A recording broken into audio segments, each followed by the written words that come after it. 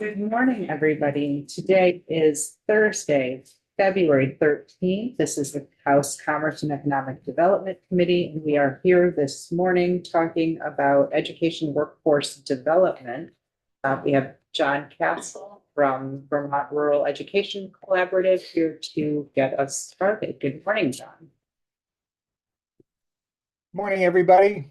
Thank you for taking the time to discuss this important topic. My name is John Castle. I'm the Executive Director for the Vermont Rural Education Collaborative. We're a nonprofit organization that works with 8 supervisory unions and supervisory districts, primarily in the Northeast Kingdom. We venture a little bit into Orange County and Washington County, so I know technically not the Northeast Kingdom, but we represent over 50 schools in our collaborative. We've been in existence for about 10 years. I was formerly a board member when I was the superintendent of schools at North Country Supervisory Union. Prior to that, I served as superintendent of schools at Rutland Northeast and, of course, a host of other principal jobs before that. So I'll give you a brief contextual understanding of how I got into this work with VREC. VREC supports professional development in our region, but we also support a range of youth programs, college exploration, post-secondary learning, that kind of thing, adventure-based learning, many things that we do as an organization. But the board, when we developed a strategic plan several years ago, felt that there was a high need around workforce development. And I can attest to that, having been a superintendent of one of the larger supervisory unions and the perennial leader in provisional and emergency licenses. It was not uncommon for us to have over 60 licensed staff going through an alternative pathway for licensure and being on provisional or emergency licenses. So I saw that firsthand and was glad to take on this work. I reached out to then Secretary Dan French in the fall of 2022 and said, Dan, what is the agency doing around workforce development? And he said that he had thought about perhaps a third party taking on some of this work and supporting it. I said VREC would be interested in at least piloting some of the work. And we started to talk about the utilization of some ARA funds or ESSER funds at that point in time. And I put together a proposal. Unfortunately, it took much longer for us to kind of get everything tied together. That ended up a contract being put in place for the fall of 2024. No, 23, sorry. And so in September, we started that work more than a year ago, a year and a half ago now. Formally, I was doing a lot of research, looking at national models to see what was probably the most promising for Vermont, and took on some additional support with our organization to help explore that, and worked very closely, obviously, with Andrew and the department, and then eventually working with the Department of Labor as well. And so what we focused on was really 4 different areas. And so when you think about teacher workforce development, often there's a term that's referred to as grow your own, right? And that became sort of a national initiative looking at different ways to bring people into the pipeline as opposed to relying on a traditional educational prep program. That said, EPPs are still very viable. They're still very important. We want to work very closely with our state EPPs and even out-of-state EPPs because we certainly see that that is an important conduit for workforce development. But clearly the trend was looking at non-traditional pathways and registered apprenticeship programs. So our first initiative, based on, again, national research, was to look at individuals like paraeducators and other support staff in schools that didn't have a bachelor's to provide a non-traditional pathway to a bachelor's and work as a registered apprenticeship towards their initial licensure. The problem we ran into was none of the potential educational partners, higher ed partners in Vermont were ready to make that level of commitment. We did explore some national organizations to see if that was possible.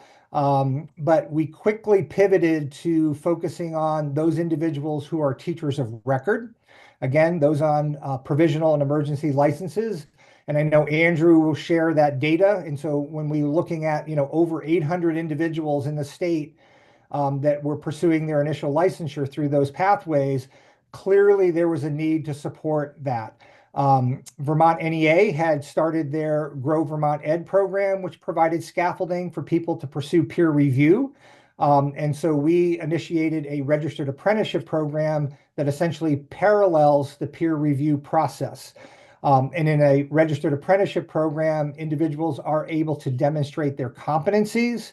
Those competencies are signed off by their building supervisor, typically a school principal, and they are able to submit for a Vermont licensing portfolio through that process and become licensed. So this past year, we started the fall with 28 individuals and seven at the time, seven different SUs and SDs that are part of our collaborative in the Northeast Kingdom.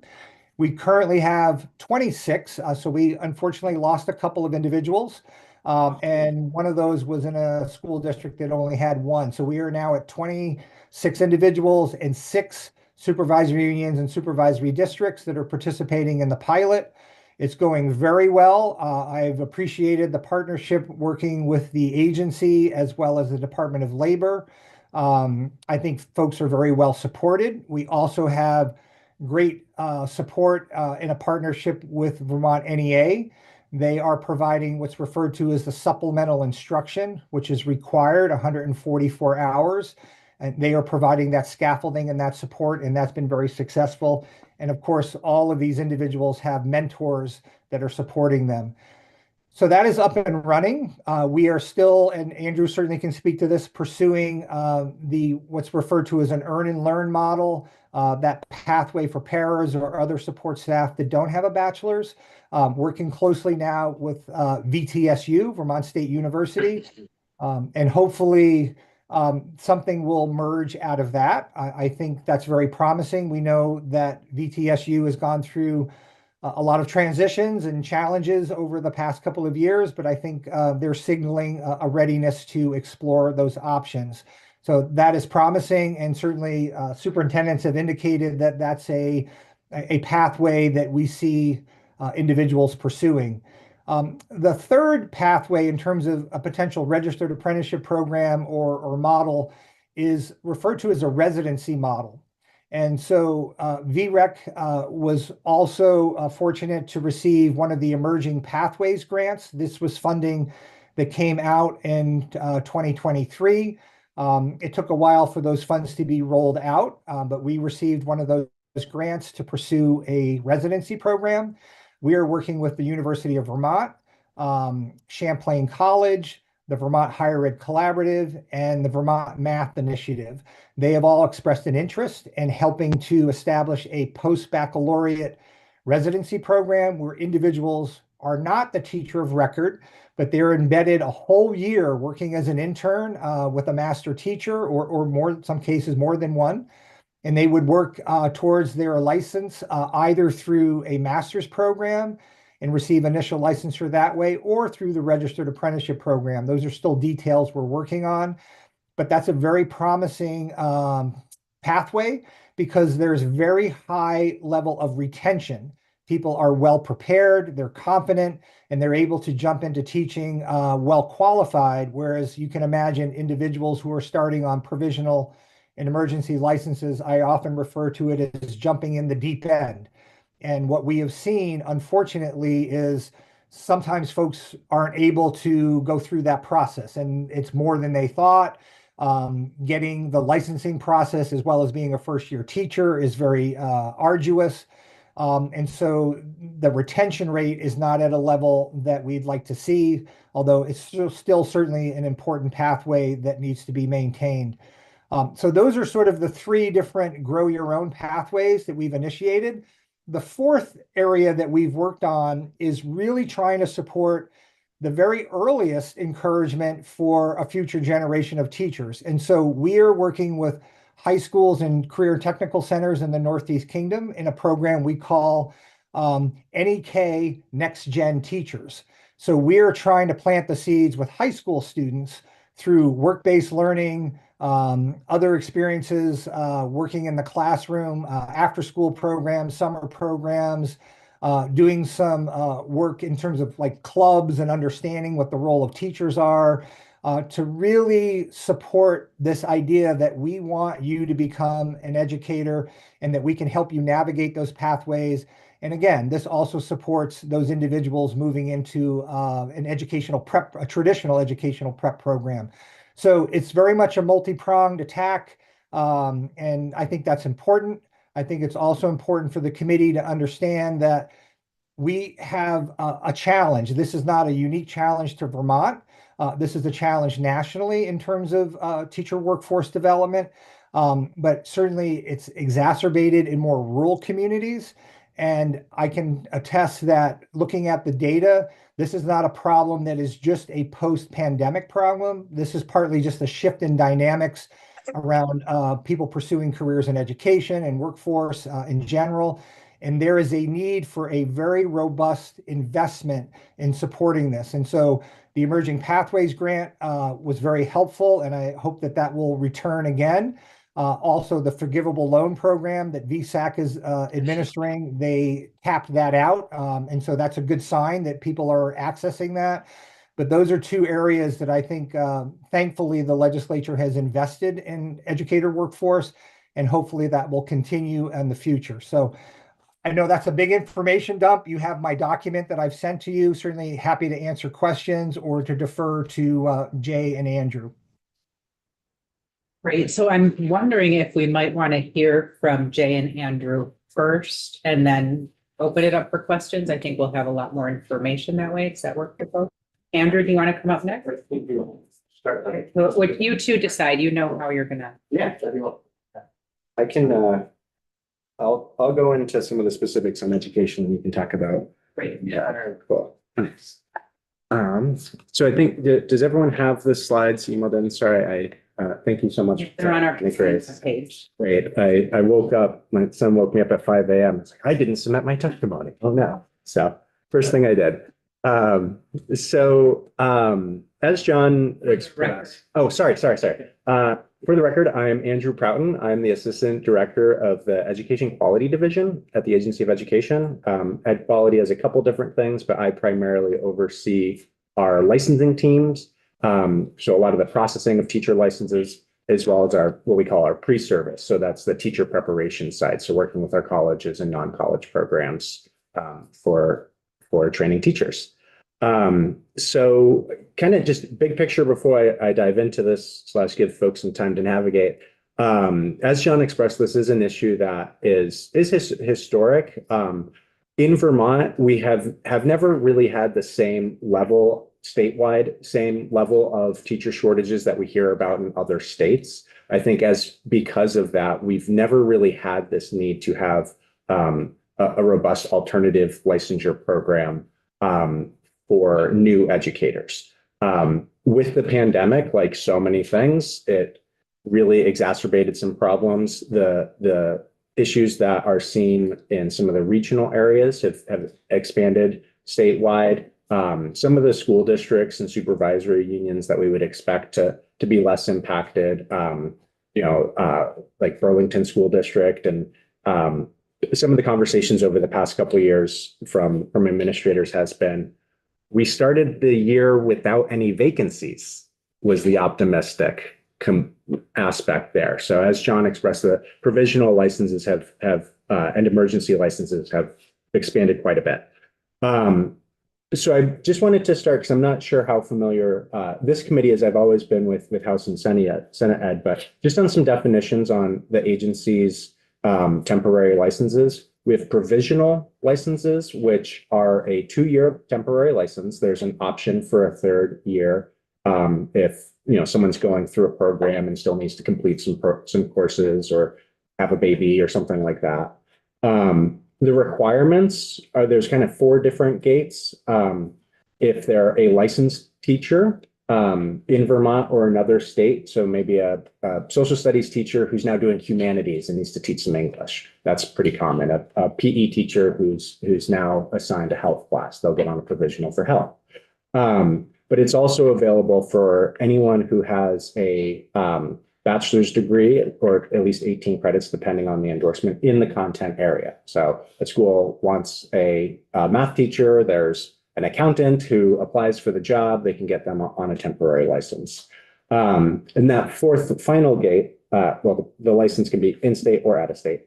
That fourth final gate is if someone completes the Praxis 2 license, that's our content test for almost all of our endorsements. So a math assessment for a math teacher. And then, of course, there's specific endorsement related components. So a school nurse needs to be a registered RN, stuff like that. An emergency license is a much lower bar. It's 1 year. There's not really an option for an extension. However, the Vermont Standards Board for Professional Educators has seen an increase in requests from superintendents to waive that rule to allow a second year on an emergency license. The requirement for the candidate is a bachelor's degree in any subject, unless it's in a CTE center where it's more of a work experience. The district also does have to provide documentation that they've made, I think the exact is reasonable efforts for hiring a licensed teacher, which isn't necessarily the case for provisional. So on that emergency side, it's not just this is someone who we think would be a good fit. It is, we are desperate and we need to fill this position because school has started and there is no teacher in this classroom full of children. And then again, of course, specific endorsements like the school nurse, although I think school nurse, we don't do emergencies, now that I'm saying that. It's also not available for special education, administrators, or student service type endorsements. So the two examples I put in there are actually incorrect. So on that third slide, you can see this graph. We've historically had somewhere between 300 and 400 provisional licenses. The small majority of those were licensed teachers in a new area. They just are kind of making a little bit of a shift in their school. That had been creeping slightly prior to the pandemic. And then, as you can see, there was quite an acceleration over the course of the pandemic. So last school year is about an 80% increase in our provisional and emergency licenses to meet those critical staffing needs within schools. Looking specifically at the emergency licenses, the numbers pre-COVID were about 10 licenses a year that we would issue. And often that was a retired licensed teacher who didn't have a license anymore. But now this year, I believe it was 117. Yeah, so we've issued 117 emergency licenses this year. So that's really showing that need. And there have been a few cases where a superintendent has come to us. They have a candidate who is completing their senior year of college. They've completed the coursework. They just don't have the degree yet. They're doing student teaching in the school, but there's not a mentor in that classroom. So the student teacher becomes the teacher. And the standards board has reviewed those requests on a case-by-case basis, approved some, but not all. So one thing folks might see in this graph is that this current school year, there is a little bit of a dip, but we are at February. There are still several months of the school year, and we do see quite a few applications roll in if someone goes on a family leave, but more and more a new trend is an increase in teachers who burn out in the middle of the year and quit, and administrators as well. So we've actually seen this current trend, and from my colleagues in other states, they've seen this as well as some new, especially new younger teachers, they'll get to Thanksgiving and then talk to their family, and then that next week they quit. Some of them will make it to the winter holidays, talk to their family, and then put in their resignation after the holidays. And then around March too, we see another wave of folks who kind of run out of gas. And so in some cases, what we've seen, and this is very minimal, but as an anecdote, is we've seen situations where an educator is hired under a temporary license for one classroom. They leave after Thanksgiving. A new person on a temporary license is placed in that classroom with the same students. they leave after the holiday. So the same cohort of students will have 3 or sometimes 4 teachers, as well as substitute teachers in those transitions, which is incredibly disruptive. And as John indicated, there's definitely more, in some cases, staffing challenges in more rural areas as opposed to the more densely populated areas. It's just fewer folks to pull in with the net. As we look to this school year, I did have a bit of a breakdown. So as of earlier this week, we had issued 542 provisional licenses. Again, some of those may be licensed teachers, but it's a much smaller percentage.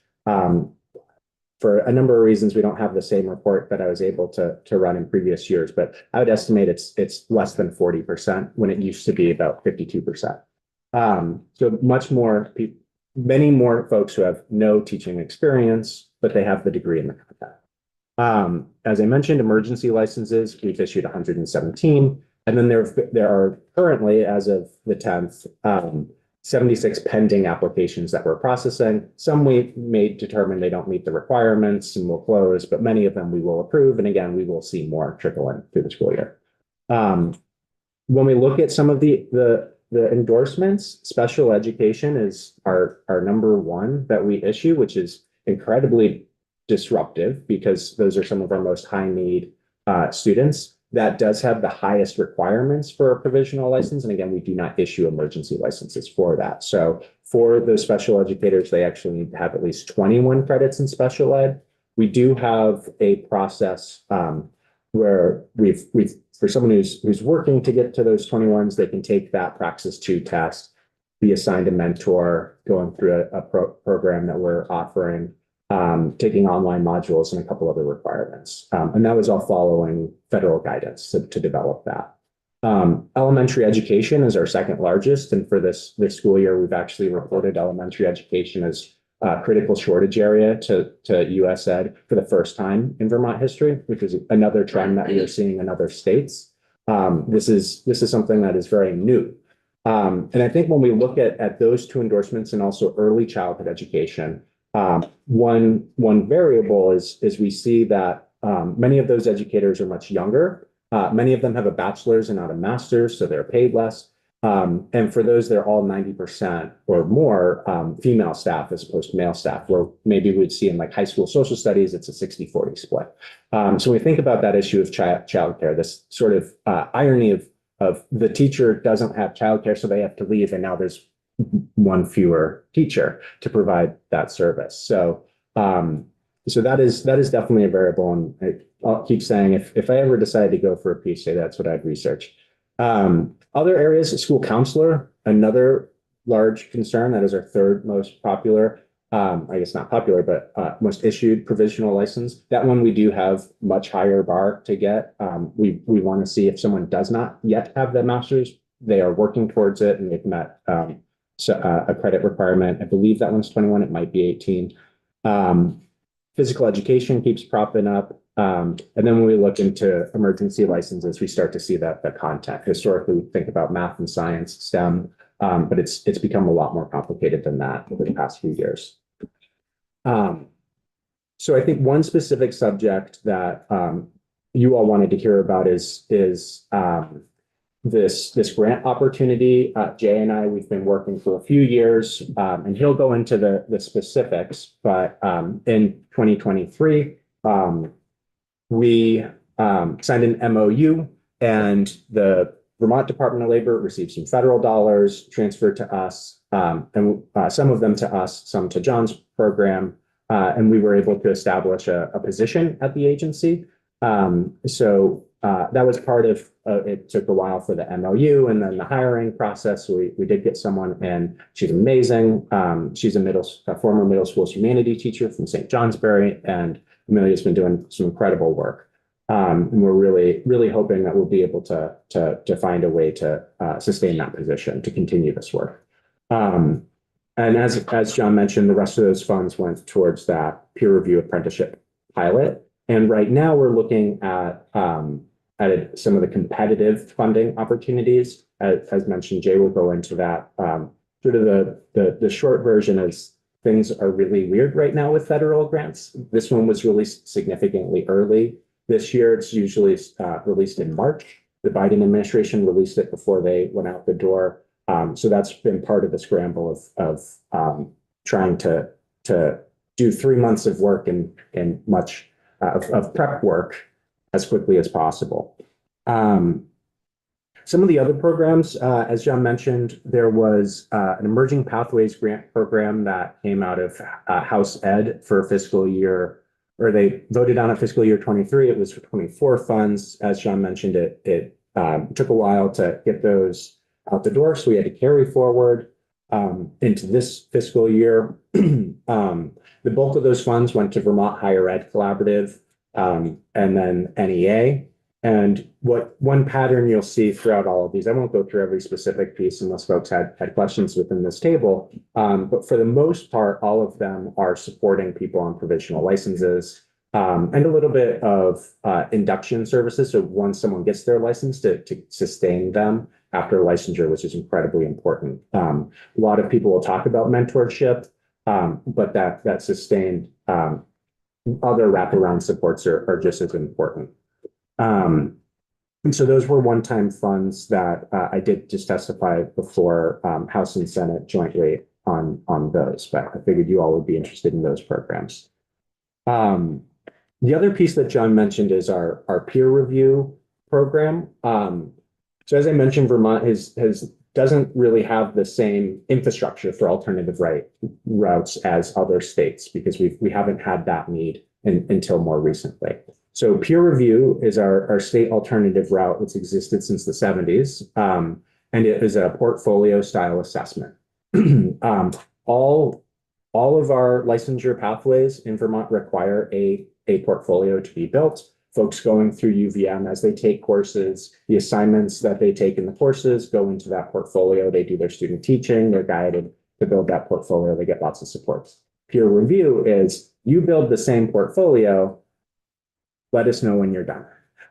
We have one staff member and at any given time, about 300 people enrolled in the program. And you can see on the right-hand side, and this is slide 7, on the numbers, which I'll speak about a little bit. But that model was really designed for experienced unlicensed educators, someone who's worked as an arts teacher or a music teacher in the private settings, and now they're hired by a school or they want to get into a school, so they use that previous experience. A college professor who wants to work at a high school using their previous experience. So the common trend is peer review is designed for an experienced person who can demonstrate that they, through their life experiences, gotten to that same point as we would expect someone going through a preparation program. And the trend that's developed since COVID is that we have these new people on provisional licenses where they're issued an emergency, they take that test and then are issued a provisional. So they might be on a temporary license for 4 years. They now, without any previous experience, are trying to complete this portfolio. And so they're working as a first-year teacher, as John said, which is incredibly difficult if you have all the training. I've been there and it was very tough. It was very different from student teaching. So they're trying to learn, they're trying to teach, they're trying to complete all of the bureaucratic processes that my team is requiring them to do. And it's incredibly challenging. We've seen very low numbers of people being able to complete it. And then those who do complete, when there are shortfalls to it, they ultimately will get a personalized plan of action, which often requires additional coursework. And that is a point sometimes where we'll see that folks may give up if it's pretty comprehensive, which isn't necessarily a bad thing because we identified that they need to take some significant coursework and require more supports to be at that level.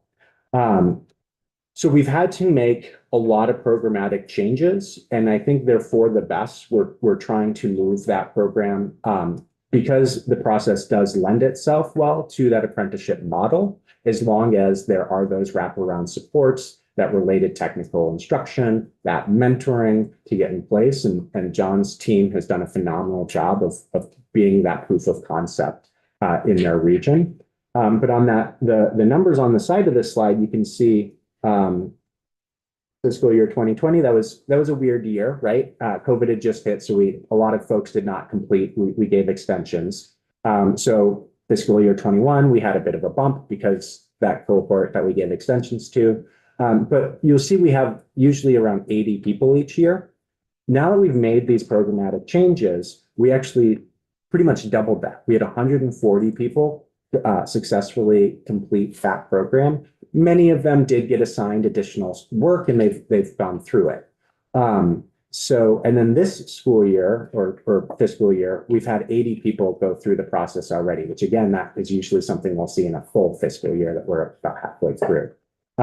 So I'm incredibly proud of my staff who've been able to increase the efficiencies within our own processes, which I'm sure all of you can understand is not always an easy thing to do in state government, but also maintain high quality.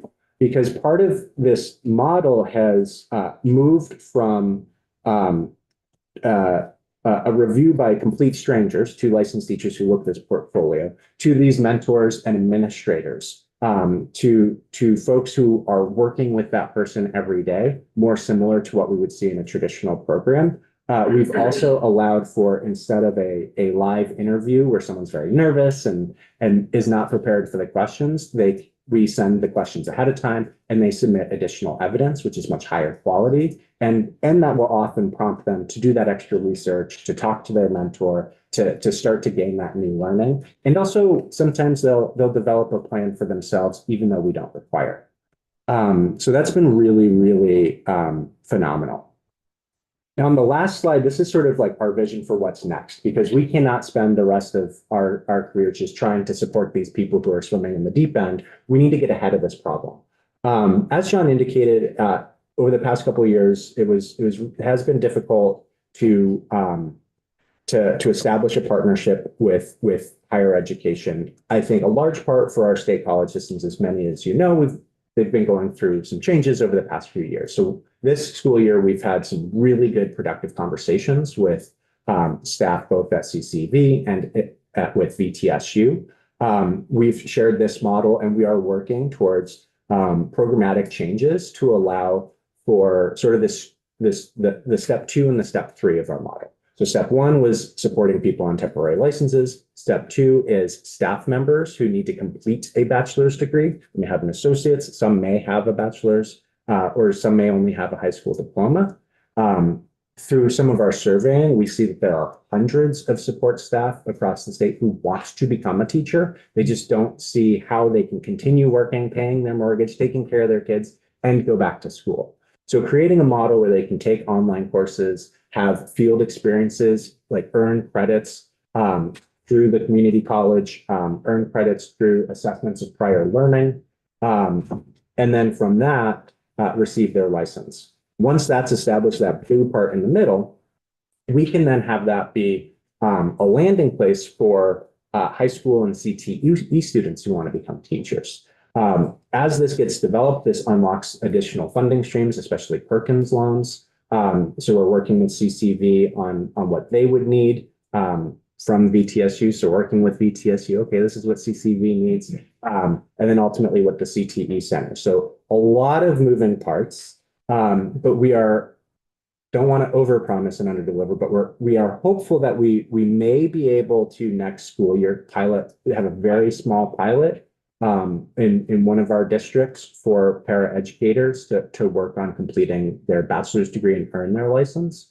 But part of this is those federal funds. So I think we can probably do it without the federal funds, but it would really make it a lot more likely for us to do this, as well as sustain and expand those other programs that we mentioned. With that, if anyone has any specific technical questions, otherwise I'll hand over to Jay. No, I just wanted to go back on, you were talking about how so many of these teachers leave in the first year. Do you conduct exit interviews or anything on these? Because I would really like to know what, I mean, Yeah. I've heard numbers as high as 66% of teachers don't feel safe in their classroom. I'm wondering if that plays a factor or if it's other things. Yeah, so as an agency, we are moving to a new licensing software where that will potentially give us the opportunity to have more statewide surveys. But talking to districts and administrators, that is absolutely a component. I think a lot of what we're hearing is student behaviors have created a new dynamic in the classroom, and many of the teachers I've talked to, it's more of an exhaustion as opposed to necessarily a concern for their safety. But there are different dynamics and different needs that students need. So we're also even thinking about changing our standards and our philosophy on education is, instead of these like content experts, as a social studies teacher, I'm that content teacher. I'll teach you all about history and all these dates and all these wars and battles and all this, to more of a whole child educator who really develops those relationships. Sometimes may need to read ahead in the textbook, which I think I had to do anyway. But really have that more of a focus on meeting those student needs. So that's a conversation we're having on changing our standards and working with our programs, which the colleges are already making that shift. Are you kind of backing up on what Tony was saying? Are you finding any difference between teachers that are coming out of EPPs and folks that are in the sort of like peer review apprentice line in terms of their endurance? Yeah, we don't have like solid data collection in order to do that. I think anecdotally it's a mixed bag. Some schools that receive from specific institutions, they find that that a teacher that has come from the community may, but I think a lot of the research more generally, part of that is also not necessarily the preparation program, but simply like age and life experience. A 21-year-old myself, when I graduated out of college, I was the coolest person in the world and made a lot of mistakes in the classroom, where someone in their mid-30s or 40s who has a kid, is a member of the community, has been volunteering in the school, maybe substitute teaching, right? They just generally have more endurance and more resilience to life's hard lessons, so they can be more successful. And so that's where programs like Champlain College's TAP program originated, probably close to 20 years ago, was from that philosophy. So sometimes, yes, there are issues with preparation programs and models, and there's definitely somewhat of a lag time between best practice and our standards, and then universities adopting our standards. And we work on that. But often what we find is that they actually sometimes are ahead of us in using those best practices. But again, a lot of times it's an issue of just age, right? I mean, we don't develop our frontal lobes until about 24, right? So, and that's year 3 for some folks in the classroom. Yeah. Should we hand over to Jay sorry. I do have a question about the provisional licenses. Yes. I'm just curious, because I'm looking at those numbers and I'm thinking about the numbers that are in district. What's the top 3 districts in the state of Vermont with provisional licenses? Yeah. That is something we just figured out. And what we've been doing is looking as a percentage. So let me pull that up. I think we've been sharing it. I can have another question for that. Yeah, I did actually send this to Representative Erin Brady recently. So because she had asked that, so we did a data request. And the kind of follow-up, because Yeah. my suspicion is that it's probably like my district, Burlington district, the bigger districts. Is that a product of just the fact that we are cities versus, rural communities might be easier, and it's harder to get? Okay, yeah, I see what you mean. So there's 2 different ways to look at it. So first, just as a percentage of staff, which I have right now is, and this is, and what we shared with Representative Brady is, not necessarily all licensed teachers in the district. These are licensed teachers who are assigned a course, right? So it may not include some special educators, a school librarian, or like a math coach who may not be teaching. But the top three would be Orleans Central, Wyndham Southwest, and Franklin Northeast as far as a percentage goes. And those are 19%, 18%, and then 17%. As far as total numbers, let me look here. Might need to do a quick filter. One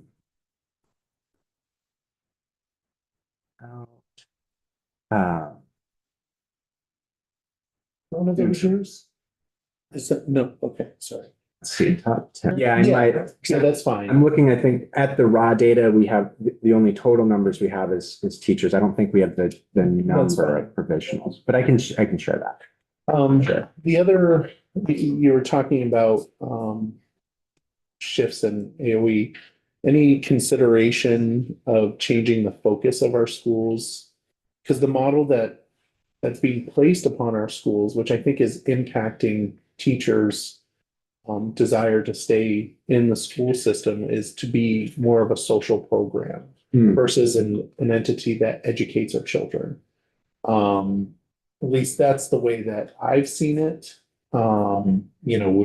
It's progressively becoming, and it's an unfunded progressively becoming a more social. There's a specific word that I'm trying to think of and I can't think of it right now, but a social entity to cure all the ills of our communities. And it just, we don't have the capacity for that. And I think you said exhaustion is one of the reasons why, and I think that might have something to do with it. Yeah, I think there's definitely some other staff who work directly in that who would be better qualified to discuss that, and I could share some names. How I am connected to that is I have done some support for the concept of community schools. That's probably what that's sort of the national lingo right now on part of that. And that is something that I think is considered a national best practice to expand in some ways. Of course, then that does have a lot of considerations on funding. So I'll kind of leave it at that. Matthew Penny a lot, so. Thank you. I'd be happy to speak to this more after, but I want to certainly give Jay the opportunity to speak. But That's what I was, I think let's have Jay present and then we can have a discussion, and Awesome, thank you. Thank you, Megan. I'm gonna turn it over to the chair.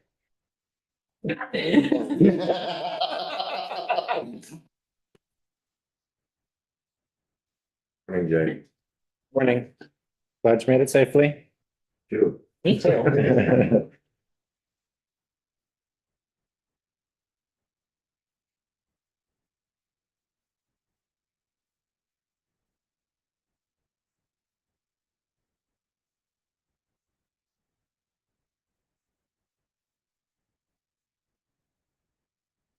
Good morning, committee.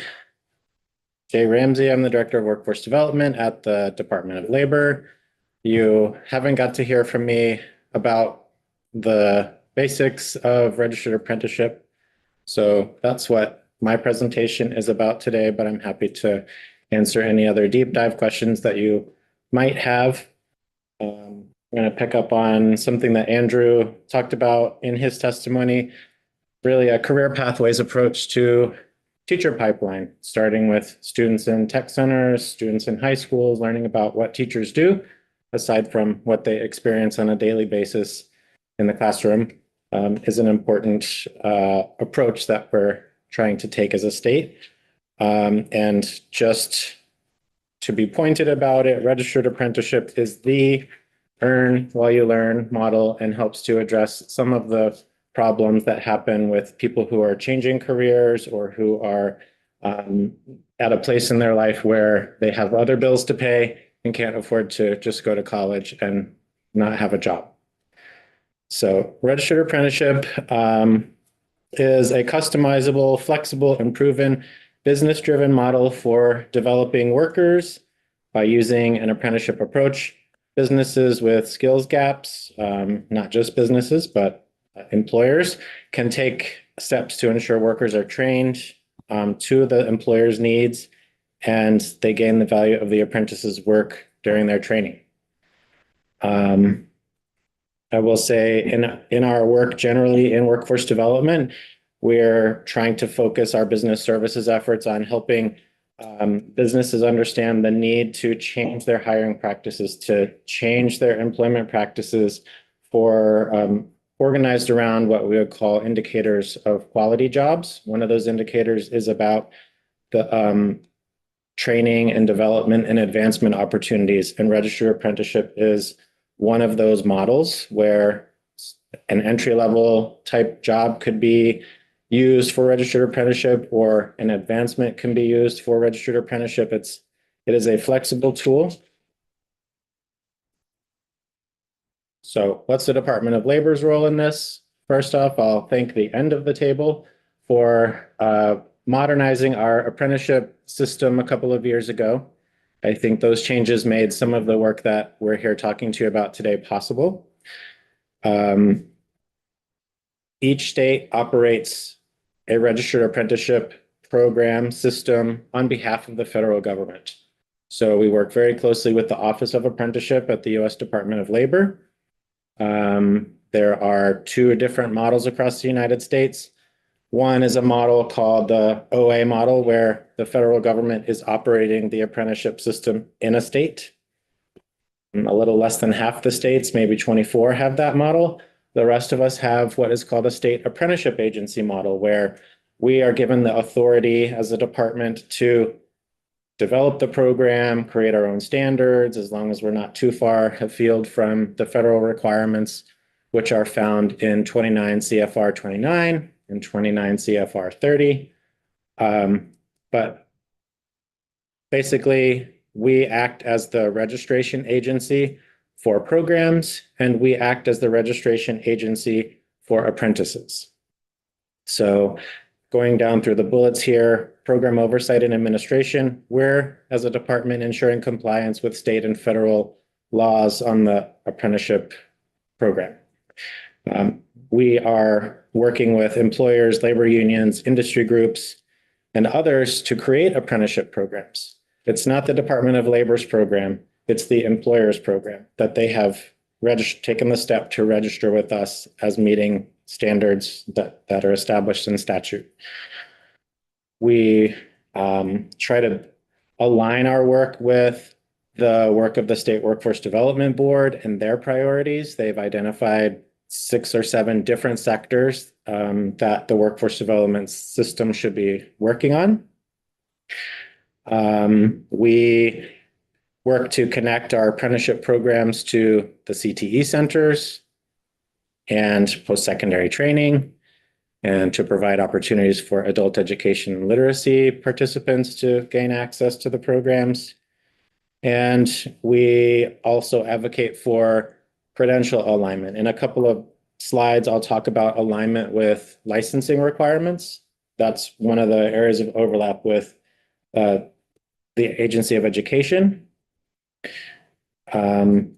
In the funding and incentives section, we administer WIOA funds, the Workforce Innovation and Opportunity Act. That's money that funds eligible individuals. We administer state grants, and we also administer a federal tax program that gives an incentive for employers to hire people that are in 11 different categories. And then we also help apprentices and sponsors with identifying other sources of funding, financial aid, wraparound services, which is what the partners in the workforce development system provide to participants. We work with other partners like Vermont Works for Women to make sure that programs are inclusive and are providing on-ramps to more diverse groups of people. We've also defined youth apprenticeship and pre-apprenticeship and see those as important on-ramps into the registered apprenticeship system. Those are terms of art that I'm happy to answer questions about. Just trying to buzz through some of these slides.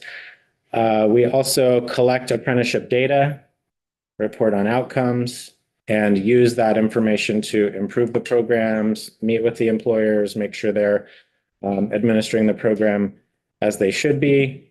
And we provide reports to you all every December. So there is a workforce development report that incorporates the registered apprenticeship program report.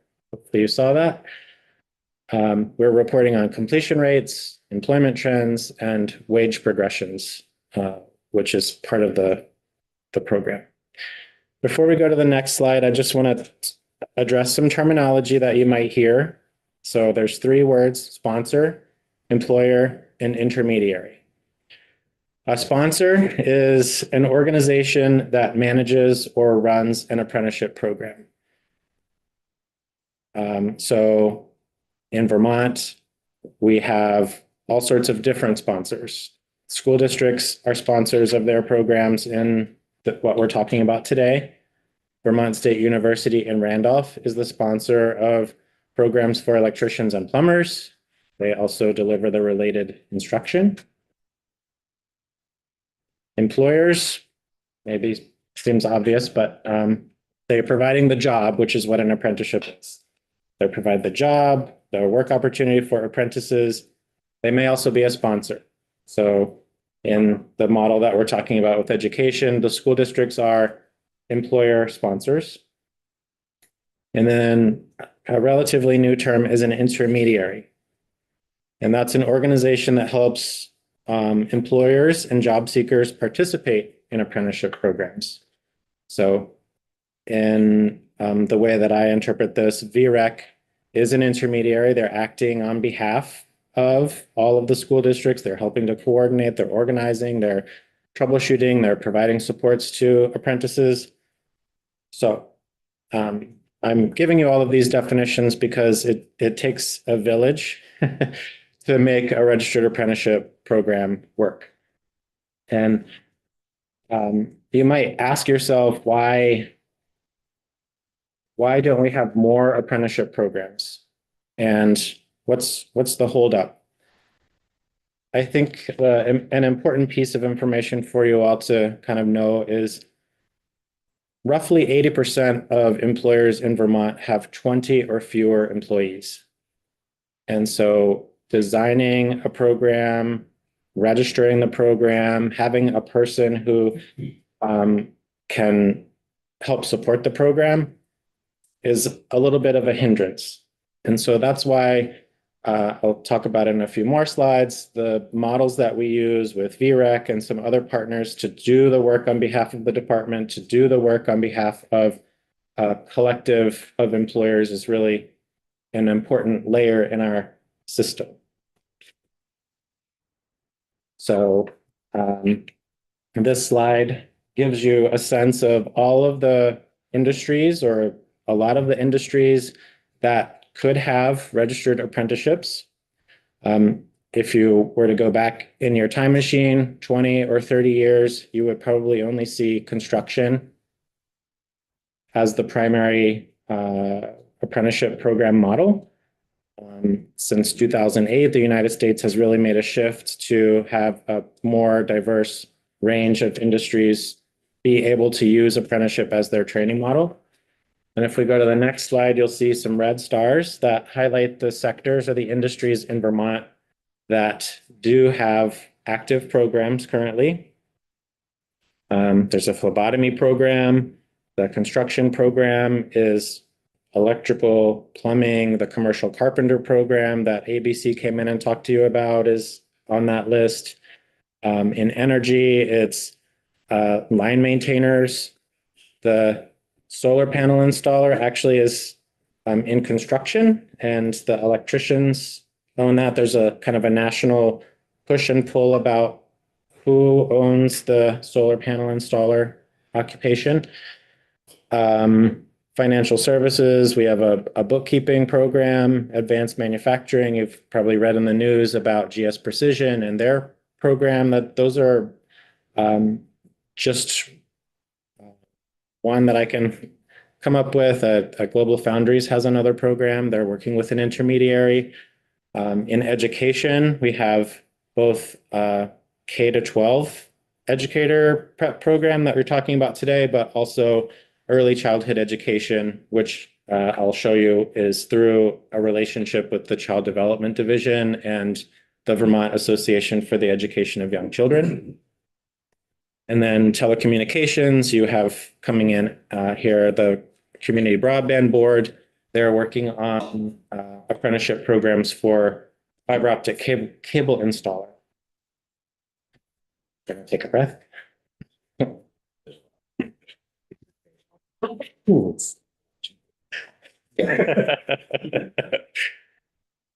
All right, next slide. So these are the 7 components of a registered apprenticeship program.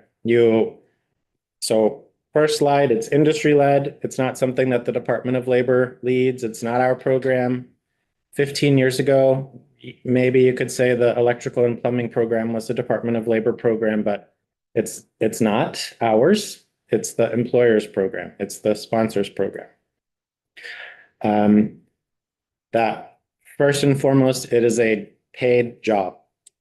The employer says, I want to have an apprentice and I'm going to train this apprentice because I'm the master, I'm the journey person who knows how to do this, and I'm going to go through a regimented plan of training that will take a year or more, to train the person. So on the other end of that is the supplemental instruction. We call it related technical instruction. There's coursework. So for people who have this idea, I'm going to go be an apprentice because I'm not good at school, you still have to do some book work. It's still a part of it. So for every year in the design of a program, every 2,000 hours of on-the-job training, it is supplemented with 144 hours at a minimum of related coursework. So that's basically, I think it's 3 hours a week. The bridge between the on-the-job training and the supplemental instruction is the mentorship. So it's a person that we say is trade qualified, that has been doing this work for a long time, that is able to help the apprentice understand and make the connections between what they're learning in their book and what they are learning on the job. Another component of the program that was added in 2008 is around diversity. And so there's an equal employment opportunity requirement for all employers. That basically means that instead of just accepting a person who walks through the door, that they're having to advertise, that when we're doing program quality reviews, we're looking at what is the makeup of their apprentice program as it is compared to the makeup of the general population in the area that employer is in. There's also a focus on quality and safety. Many of the occupations or professions that are learned through apprenticeship are hazardous. So we need the employers to focus on safety and quality. And then in every program, we're always looking for credentials. Of course, the certificate of completion of a registered apprenticeship is in and of itself a credential, but many programs build in other credentials. So that ABC program, when it started, integrated the National Center for Construction Education and Research, NCCER credential.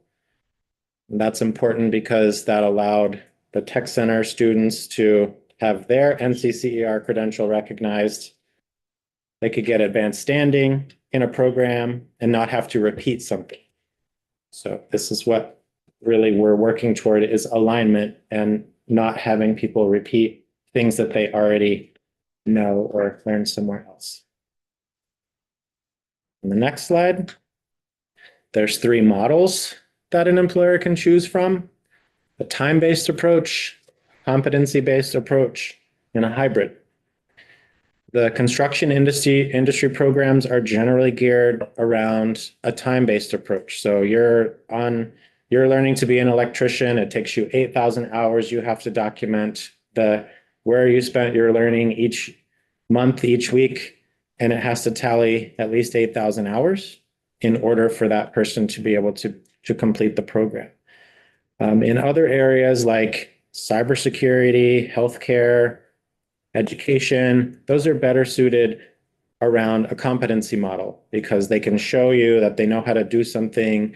If they already know how to do it, let's just move on and focus on developing skills that you don't have.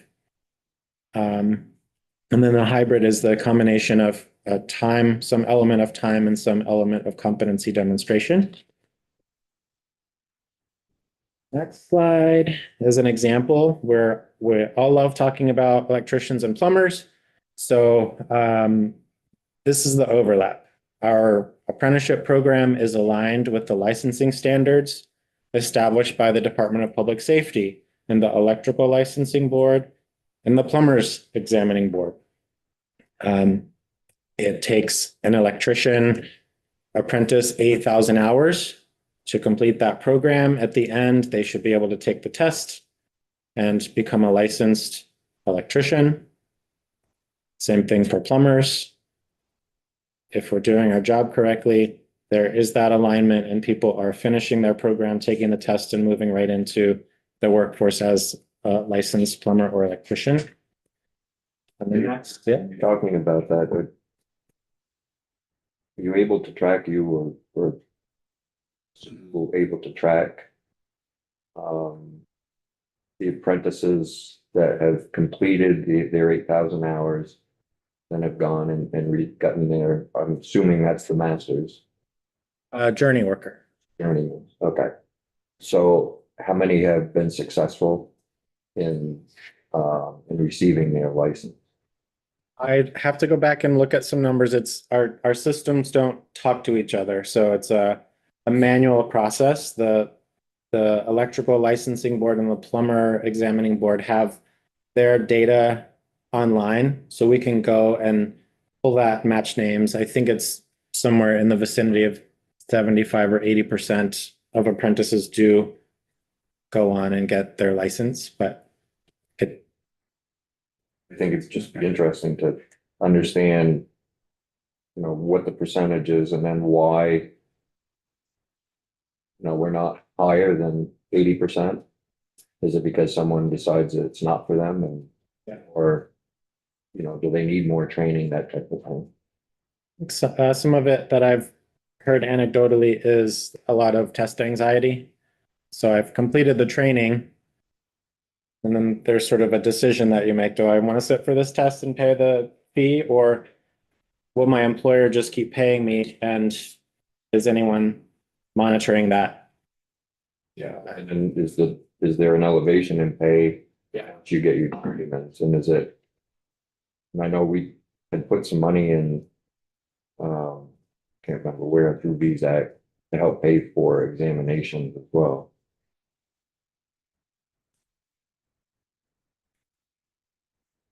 That I'm curious about the different kinds, where you talk about hybrid or hours or proficiencies. Is it when you start the program, you know that it is an hours program or it is a proficiency program? when the employer registers the program with us, we provide a lot of support about, well, what is the occupation? Because not every occupation can be learned through apprenticeship. So we spend a little time figuring out what that is. And then sometimes the federal government says this one has to be time-based for reciprocity across all the states. So electrical and plumbing is always time-based. And then beyond that, the employer can decide, do they want it to be competency-based or hybrid? And they're not stuck with that decision if they get into it in a year and we come back and visit with them and they say, this actually doesn't, this isn't working for us. We'd like to try this model. We can change that for them. So it's program design, it's not case by case or anything like that. Program design. Program, okay, but it can be modified. Thank you. Now, is that program design set between the sponsor and the employer, or is it primarily up to the employer to say what the needs are? So that's a good question. If I'm sponsoring a program and you are all employers, I'm telling you, this is my model and you have to agree to that. If you don't agree to that, then you can't participate in the program. So my program, for legislative intern apprenticeship is competency-based and you want it to be time-based, you can't participate in my program. That's just part of what you have to sign on to. But that doesn't stop you from going out and doing your own, registering your own program using the model that.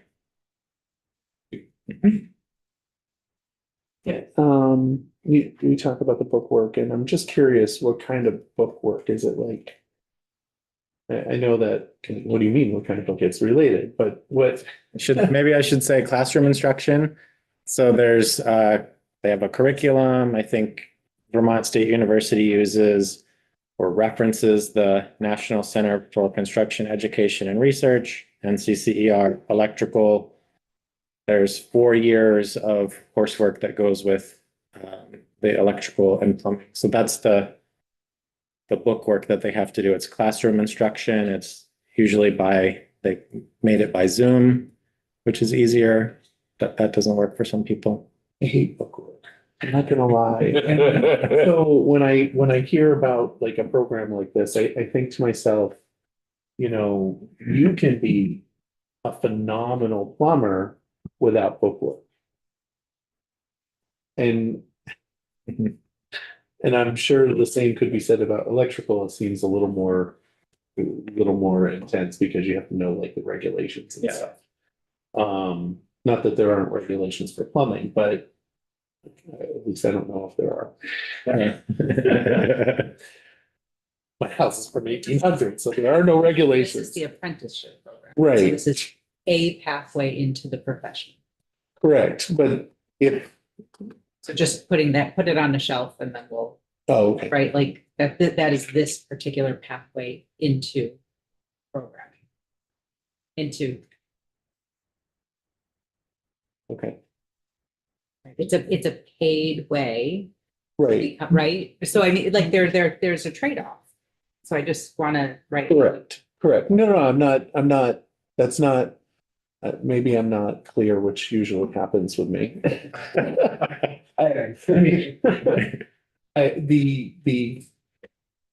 If it's a barrier, the book work to get through the apprenticeship program. I'm just knowing how, I mean, it's plumbing. And I don't understand it.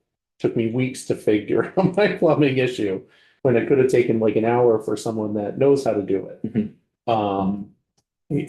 But I'm just, whatever. And I think are there other ways of getting around? Right, Without being able to go through license. Yeah, not for the apprenticeship program. They have to have related coursework that provides the theoretical underpinnings for that profession. So we know in the second year of the program, it is very math heavy. It's very science heavy. It is necessary for the apprentices to have that as part of their program. Because we're trying to have our apprentices, not that we're back to an earlier comment that you made in a previous session, we don't want people to leave Vermont, but if they do leave and they finish their apprenticeship program here, we want that training to be portable and to be as valuable in another state.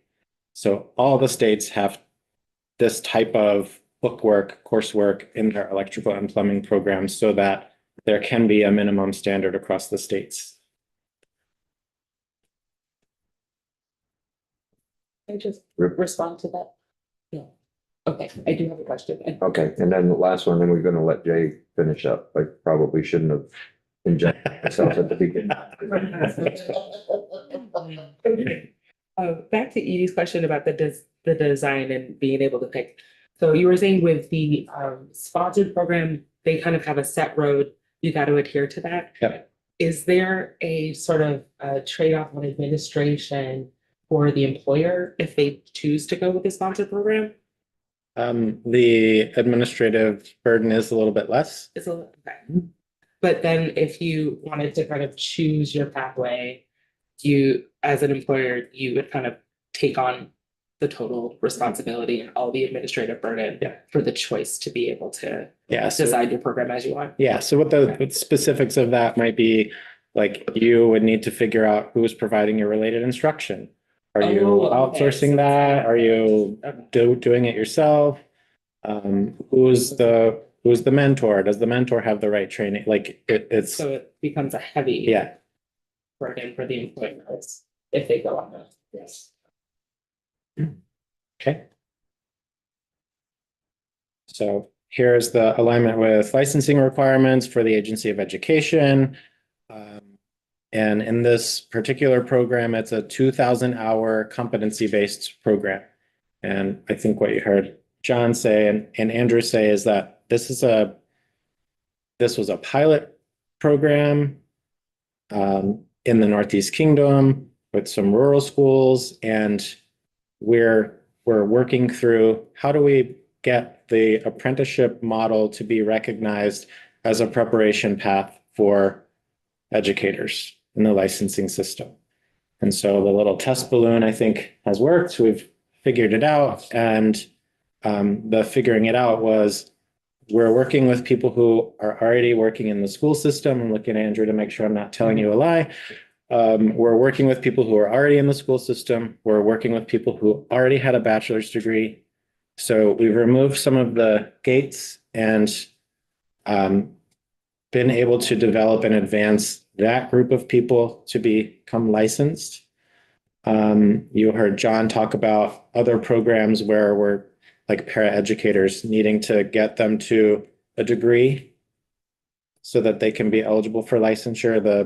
The apprenticeship program is not a degree preparation program, so that wouldn't be the right fit. But for the population that we did end up working with, it has worked out pretty well, and I think could be replicable across the state. And I will also just say / remind some of you that before I worked for the Department of Labor, I worked at the Agency of Education for 10 years. And so this has been a very fruitful kind of partnership working with my former colleagues to advance apprenticeship in education. So any questions about that before I go to the next slide? No, okay. So I'm going to add a new concept for you, sector-based approach. I mentioned previously that the Workforce Development Board had identified 7 or 8 different sectors that we needed to focus on. These are 4 sectors that we've worked on and some of the partners that have been involved. So advanced manufacturing. As I mentioned, we have lots of small employers. I'm also saying the apprenticeship team at the department is 2 people right now, plus parts of other people. And so our capacity to go out and have these extensive conversations and explore things with employers is fairly limited. So we rely on partnerships to be able to go out and in industry-specific ways, speak that language, have the apprenticeship talk, make referrals back to our apprenticeship team so that we can finish the process. So in the last couple of years, starting January 18th, 2024, we gave a grant to the Vermont Manufacturing Extension Center to expand our capacity to be able to go out and meet with employers in manufacturing, speak their language, talk about apprenticeship as a solution, and get referrals back to us. This was funded with one-time funds from their COVID funds from 2022. One of the companies that has kind of taken us up on the offer is Weidman Industries in St. Johnsbury. They have an expansion going on, and they're using apprenticeship for the first time in maybe 15 or 20 years. In the construction realm, and these dollar signs are there because these are all things that have been funded through grants or contracts from the federal government or through state funds. The construction program that you heard about from ABC last Friday was a result of work that the Vermont Talent Pipeline Management Project had done with a construction cohort. That's a continuation over from my time at the Agency of Education. We identified NCCER as a curriculum for all the tech center programs. When I came to the department, Mary Ann Sheehan reached out and said, I have a group of employers that want to come up with a registered apprenticeship program for commercial carpenters. Great, let's do it. We got ABC to be the sponsor. We identified Resource as a partner to provide the related instruction. They've got the space, they've got the know-how. So we've funded, we used a grant to help ABC be set up as a sponsor. We gave Resource a grant to offset some of the costs for providing instruction. And I'm going to come back to federal grants that we used on that in a second. In telecommunications, the Vermont Community Broadband Board has been working on their BEAD and other infrastructure funds to make this apprenticeship program work. North Country Career Center, as a leader out in front of most of the other tech centers in their adult CTE program, was able to offer like an intro course for fiber optic cable installers. So what's in there? Splicing fiber optic cables. Does anybody know how to do that in here? A little bit. Okay. Working in a bucket, climbing, like working a pole yard, safely climbing up poles. That's the basic kind of training that was part of this, introducing people to it. The worst thing that we could do is hire a bunch of cable installers who are afraid to climb poles. So, you know, we need to introduce people to the concept before we go whole hog with them. So they'll come in here and hopefully talk about that. I'm gonna be there tomorrow, so. Okay. Member committee, maybe you could ask that question when they're.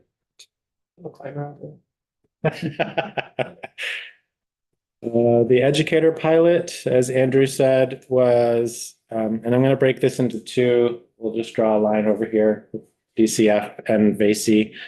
I'm talking about the Agency of Education, Vermont NEA, and the VREC. So Andrew mentioned we had an MOU with the agency. The department applied for a new set of federal funds that were made available 2 years ago. This State Apprenticeship Expansion Fund. It was the first time the federal government had ever provided specific allocations to states. So we got $304,000. That money went to the Agency of Education for the Emerging Pathways Coordinator position, and it went to VREC for the administration of and development of that program. Gave a grant of $159,468 to VREC. This is in the report in the apprenticeship section. For SAFE 2, that was the second round. That ends June 30th, 2025. We funded some activities again for ABC and Resource to continue to grow and expand their commercial carpenter program, and hopefully more programs at their training facility that they came in and talked about. I think there is I would just say there's a need for that type of training facility in Vermont. We have a gap. If you want to be a mason, where do you go? If you want to be a roofer, where do you go? It's a space that the state colleges don't fill, and it's a space that adult faculty doesn't fill because of the way the school schedule works and the availability of space during the school year and the summer. SAFE 3, which would be starting July 1st, we're allocated $395,000 as a state. And so we're going to continue with the Emerging Pathways Coordinator and the relationship with the Agency of Education and VREC, maybe some other activities, assuming that the federal government doesn't switch gears on us. If my tea leaf reader is working correctly, The first Trump administration was very supportive of apprenticeship and CTE. And during that administration, they passed a reauthorization of the Perkins money that funds the tech centers. So if I use that as an indicator, then this will be fine. But these are also discretionary grants that are not identified anywhere in legislation passed by Congress. There is also a competitive fund that states can apply for only once, up to $4 million. So we're not sure if that will continue. We're contemplating an application there. And then we also receive general funds for the apprenticeship program in the ballpark of $847,000. And then the other types of money that we have available for all the apprenticeship programs is that eligible apprentices, job seekers can be supported with WIOA. And that would be that we could pay for tuition, case management, books and materials. But we have to work with those people before they become apprentices. We also direct people to VSAC for trade scholarships and other sources of funds that are available through them. And then if you're an eligible veteran, you can use your post 9/11 GI benefits to be used on the apprenticeship program. Some people use it for tuition, some people use it for housing, some people use it to help offset some of the hours that the employer is paying the wages. So those are all the different pieces of funds that we have. We can make sense of it behind the scenes. I don't know if I did a very good job here helping to make sense of it. And my last slide, Secretary Saunders designated Andrew to be on the Apprenticeship Advisory Board. And the Apprenticeship Advisory Board has a next meeting Thursday, February 20th, virtually from 10 a.m. to 11 a.m. And I'll just also, in terms of communication, say we're standing up a quarterly newsletter that will go out to all apprenticeship sponsors and employers and anybody else who wants to sign up on it. And we're standing up, we're going to not say it's monthly right now, but an open door kind of webinar where interested employers and community partners can come in and learn about apprenticeship so that we can start expanding awareness and impact.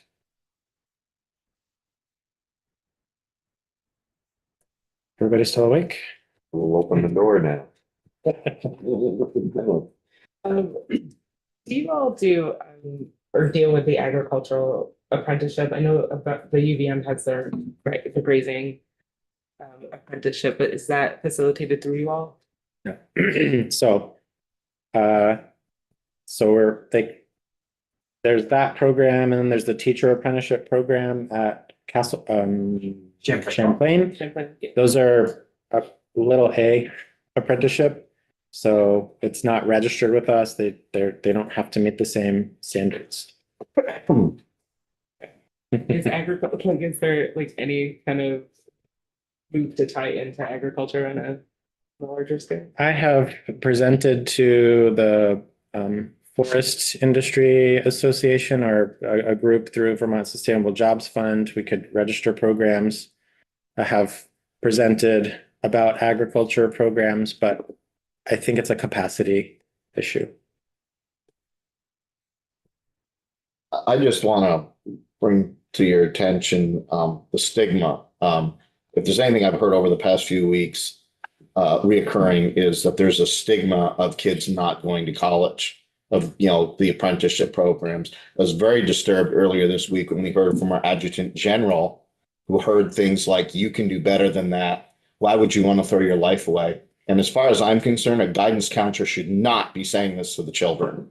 So what can we do to remove this stigma that apprentices are for stupid people, or that you can do better than that? What can we do? And that's something I would really like to see. It's a good question. And I've been in here for 13 years, and every year I sort of get the same question. I think it's it is a societal problem that we have in the United States. I took a trip to Austria to investigate their apprenticeship system in October with Commissioner and Lindsay Curley, and they don't have that problem because they have dual paths. They're equally valued. You can go to college, university, or you can go to apprenticeship. And whatever choice you make, you're not stuck. You can switch back and forth. I think the problem in the United States started in the 80s, and I am a result of that messaging. You got to go to college. You got to go to college. And so I ask all of you, what can we do? Just suggest that we may need to give some more money for outreach and capacity building. We need to get the message out. Perhaps a little better training on the guidance counselors. Yeah. Yeah. They're saying this to these children. I might also worry that there are a couple of bad apples that spoil the bunch. So if there's one person who's vocally saying this and they're repeating the story, that's one person out of how many school counselors. So I just want to be cautious about that. We're trying to do our work at the department to raise awareness about apprenticeship. We're trying to celebrate CTE month this month. We're trying to provide more information to professionals in schools about how to understand apprenticeship. How does it connect with an education path? And at the end of the day, we want to be able to tell the story using data. So what does going to college get you for wage earning versus an apprenticeship? And we haven't been able to do that. And I go back to what the committee set out last session with the data trust. You might think, well, that's not going to matter, but it will help us tell the story longitudinally. This student participated in CTE and they went to apprenticeship, and now they're making this much versus this person who went to this college or university, they're making this much. And I'm not trying to devalue either path. I went the college path. I want to be an electrician or plumber, but I would have to take a pay cut to do that. So I think, what we can do is use data to tell the story and inform. And what we can do is work with the preparation programs for school counselors to make sure they understand what does this apprenticeship path look like. I think as we see more people coming into the teaching profession through alternate routes, we're going to see a greater diversity of perspective on what is a valuable path. But if everybody's gone to college and now they're in a position to advise somebody, I can't talk about what apprenticeship looks like because I went to college. So I think these are all things that are going to change how our society views it. It's just going to be a slow process. That's not actionable, sorry. Well, I think I would add too that I think that has improved over the past few years. I think the Vermont School Counselors Association has really done a lot to really emphasize college and career readiness with school counselors in the state. Part of Jay's role before he left the agency was working with the school counselors as well. And then I think too, just as a society and the newer generations really are starting to question that. Personally, I think now after a master's degree and over 10 years of working, I'm finally making the same hourly rate I did painting houses in high school. So I think folks really do recognize that. And I think especially here in Vermont, the educational community, a lot of the teachers I know have actually decided they've moved to teaching in the CTE centers because they find it is a lot more rewarding for them because a lot of the CTE students really have that specific focus that may not be the case and for some students. Certainly wasn't for me when I was in high school. So I do believe that has been changing over the last several years. So. Yeah, I think we need to be careful not to lay it all on the laps of guidance counselors. We have, parents have been part of that discussion as well. My child's going to college, and that's it. They may have either they've they didn't go to college and they want their child to be the first to go to college, or they did go to college and they want them following the same path. I think the narrative we need to change is that college is available, but so isn't apprenticeships and career technical education is available as well. And so we need to let the child choose their path of where they want to go. And they need to be able to have the ability to experiment, to go to the career centers, to see what's there. But sometimes when we have kids that are, kind of moving on the path of going to college, there's no time in their curriculum to be able to go over to the career center. So somehow we've got to figure out this time dynamic and allow for those things to happen. I just want to say thank you. You encapsulated the problem when you, assuming you are probably about the same age as me. It started back in the 80s, the push for college. I mean, and even in the committee 2 weeks ago, I mean, there was like lamenting that, people are not going to college. And when I saw those numbers, I was like, not really that bad. I'm not a proponent of college. It's good for STEM, and I think that's really all that's needed. So I just want to say thank you. So I just want to pull us back to the SAFE grant. Am I using the right acronym? Safe grant might not be. What I heard you say is that it got opened earlier than it was expected to, and that the delay in applying for it is because you weren't expecting it to be available so early. But is that like we see this because my understanding is that through the apprenticeship program, we're actually getting more teachers in than we are through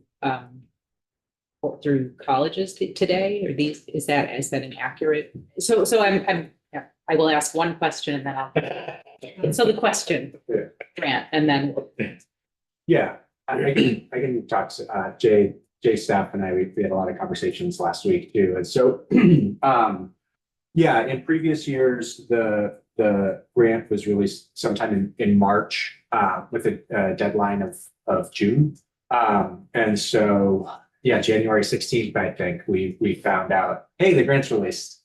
And we have just started having the conversations with CCV and VTSU, some very preliminary conversations around this programming and this idea. And I think that there's a much larger component, and Jay can speak to of the other industries.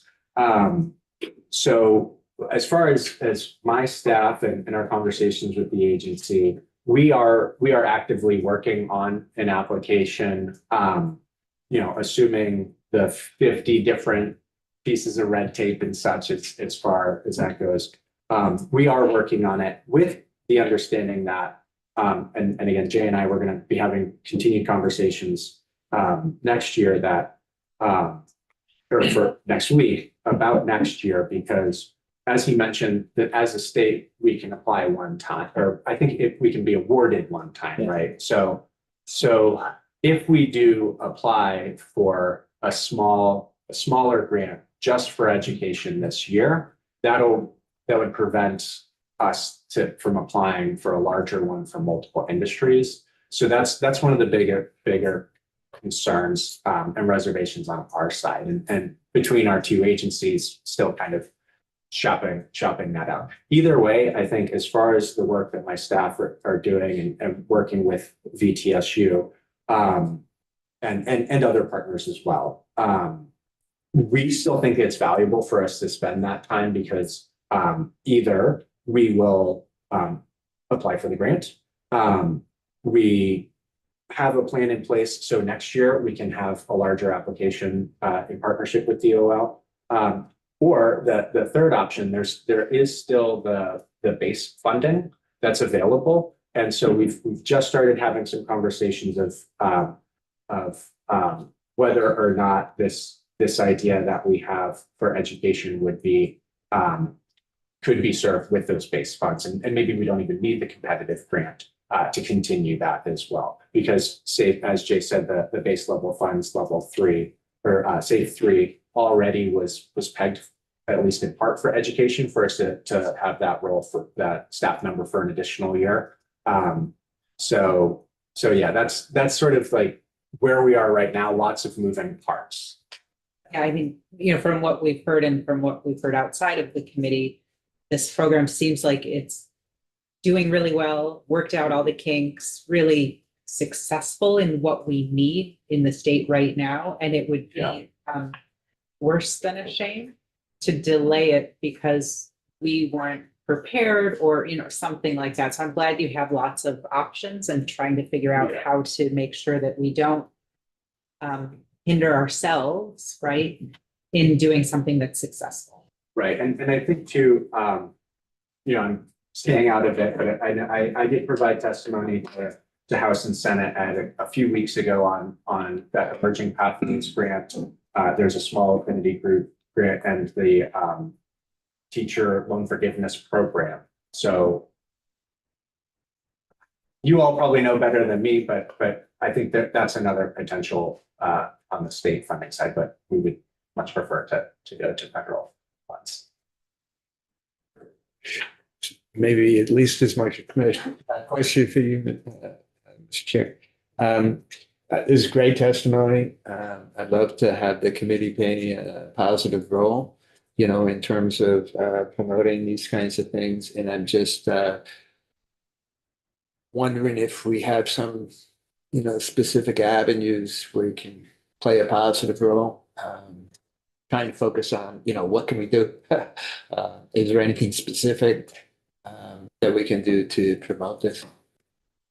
Or play a positive role, at least, with that. Well, I think we're doing it right now. Right, but is that a, I mean, if there's a need within the scope of application for the grants, that there would be a letter from a committee or something that would help, then we would be more than happy to do that. But again, it's a administration thing. They're the ones that have to apply for the grant. Okay. And we hope the money is there. well, yeah, and that the money is there, right? Can I make a little point on that?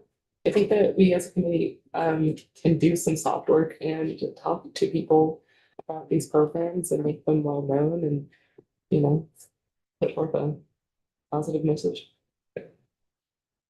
So really, one of the elements you talked about that got my attention was the intermediary. And I had sort of wondered at first, who pays for that? And how does their role, the BREC, and it looks like a number of other organizations. And I think that you touched on that towards the end of the testimony around some of those financial elements or sort of underwriting some of that, which led me to ask, and maybe this has already been sort of made known, is that intended to remain something that receives primarily external funds, or like how sustainable is the current funding for the intermediary role in the apprenticeship program? And will there be some sort of cumulative risk building if it requires a lot of external actors remaining in alignment with what we're trying to do? I guess I think about it in a couple of different ways. One is we're using the federal funds to create the will and expand capacity.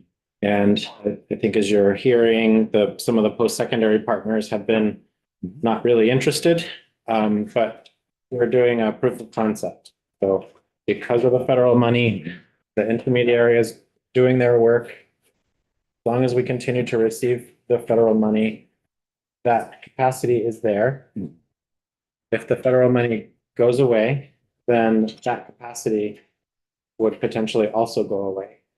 The alternative to that, and what some intermediaries do, is that they charge the employers.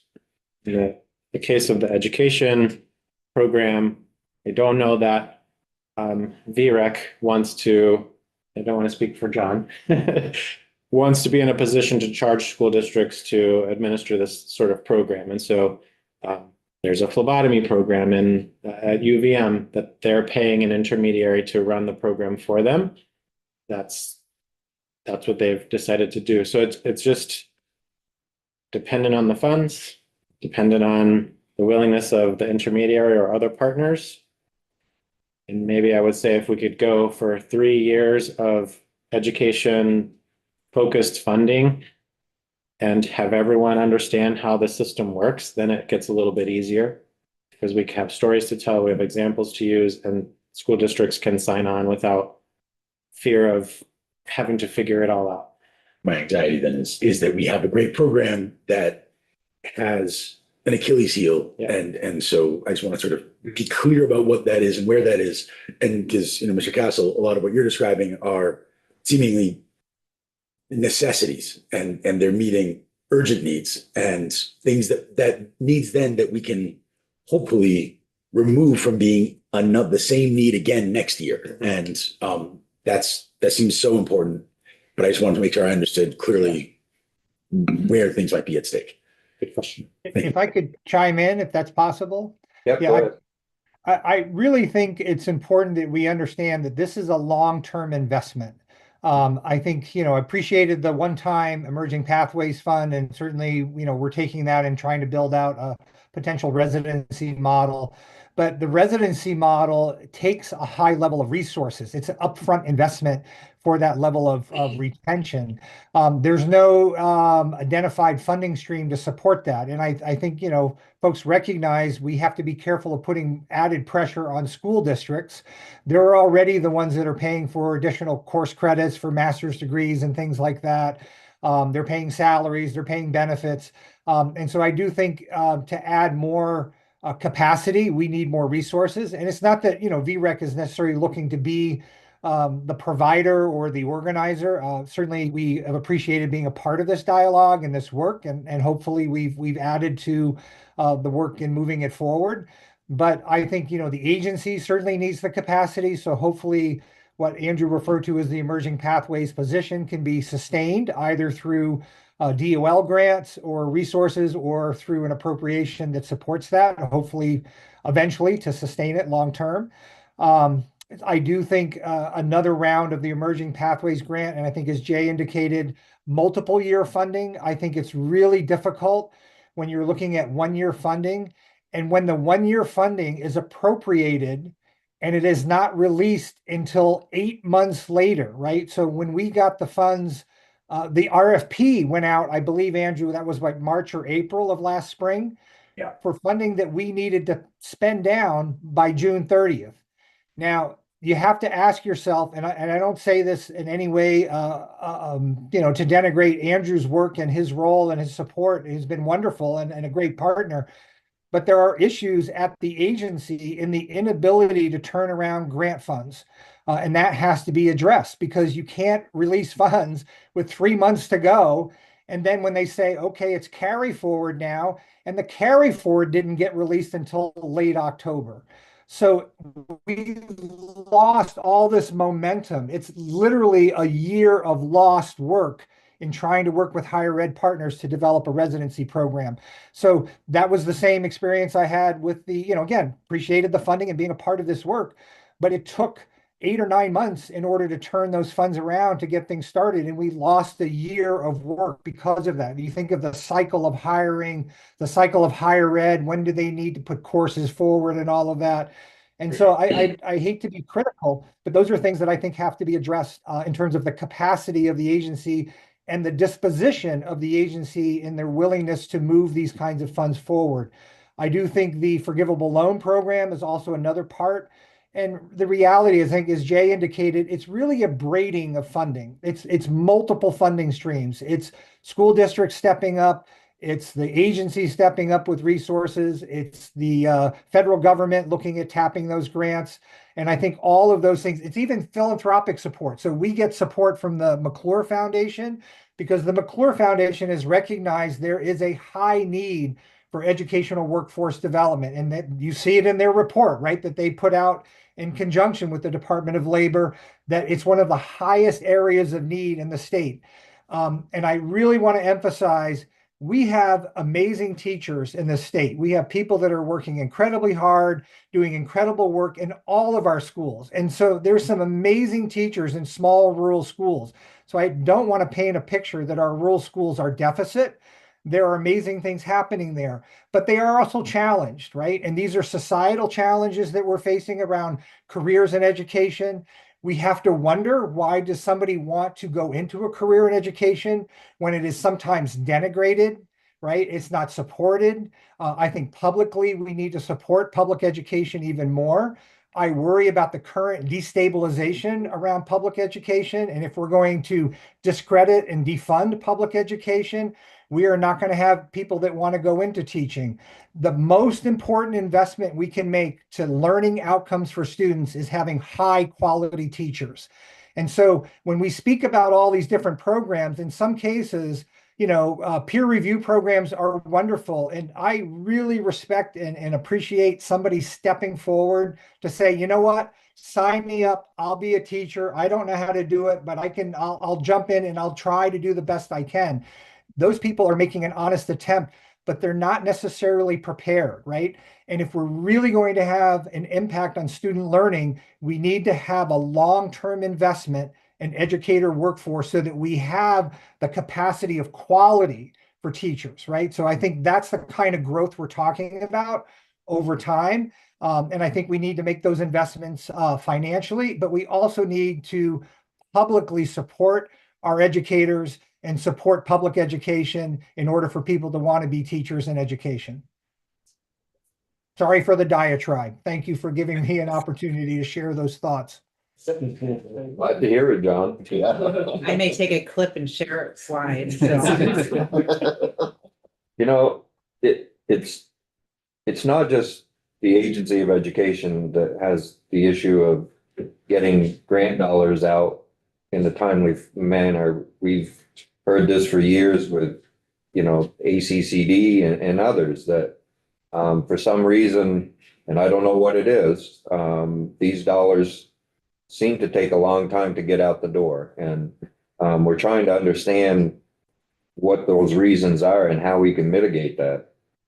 Can I ask a question on that? So from your perspective, when you get the money from the federal government, is that an arduous process for you? Um, I think it's, I think so just about the federal grants, what makes it challenging, like in this case, is that the outgoing administration changed the date. So we thought we had until March and they announced it in January, and there's a really limited window of maybe it's a month or a month and a half where you gotta pull everyone together and make sure you're all on the same page and you've got all the bases covered, and then you have to get a letter. We have to submit a letter from the governor's office, and so there's a little, maybe that takes a week, and that, because that was unexpected, it's in addition to the things that I have already scheduled on my calendar, the work that we're already doing, it's trying to make that space. So it is a little challenging because we're not, our work is really already planned out and what we're going to do. And then to have the federal government change the dates makes you have to scramble. So is it an arduous process? No, but pulling the partners together and having a meaningful conversation is what we want to do. And that's what takes time. And then typically when you're able to get the grants and stuff, is getting your grant executed. How is that? So when the federal government awards to us, Yeah. we just get a letter of And they just a notice of award, and and how long does that usually take? they take a month to review it. They may have questions, or there may be something that they need us to remove or address. So there's a little back and forth. It's just tedious. Mhm. So that's really what it is. It's not arduous. No, so it's so you'll hear back inside a month, and then by the next month you'll have funds. Yep, and then also from the accounting side, the business office has to set up accounting codes, and we have to be very clear. This is a personnel code, this is a sub-grant code, these are all the different purposes. You have to set up the codes every time? Yes. Thank you. Do we also have to wait until the money is actually in our hands before we start awarding the dollars? The way it works, so the award starts July 1st. We do the work and it's a reimbursement model. So we go in and draw down funds after we've expended them. Yeah, if I could make one Yeah. more just reflection that I feel is really important, that again, this investment in teacher workforce development is really important, and we're seeing it done across the country. States after states are making substantial investments to develop their workforce through registered apprenticeship programs, other grow your own programs, expanding educational prep programs. So, I really applaud, Andrew and his team. Amelia's doing a great job of that kind of outreach nationally to look at other models. There's some really wonderful rural models out there. I have to emphasize that school closure and school consolidation is not an answer for teacher work shortages, right? I recognize that's a hot issue in the state, and we're looking at transformation of education. But if anyone tells you that that's the solution for us to find teachers, it's not the solution. It is not going to be an equitable solution. It is not going to serve rural communities well. And it's a deeper problem than perhaps, some consolidation or closure of schools over time. So I just really wanted to emphasize that. These are investments that we need to make now. Our students need high quality teachers, and we need to make that level of investment. So thank you.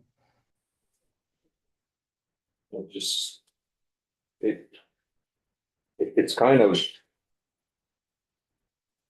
I don't know how to describe it, I guess, but on one hand, we're saying we don't have enough teachers, and we've got to do all we can to get more teachers. And on the other hand, we're saying we got to consolidate and we're going to reduce the amount of teachers. Kind of a strange concept. John?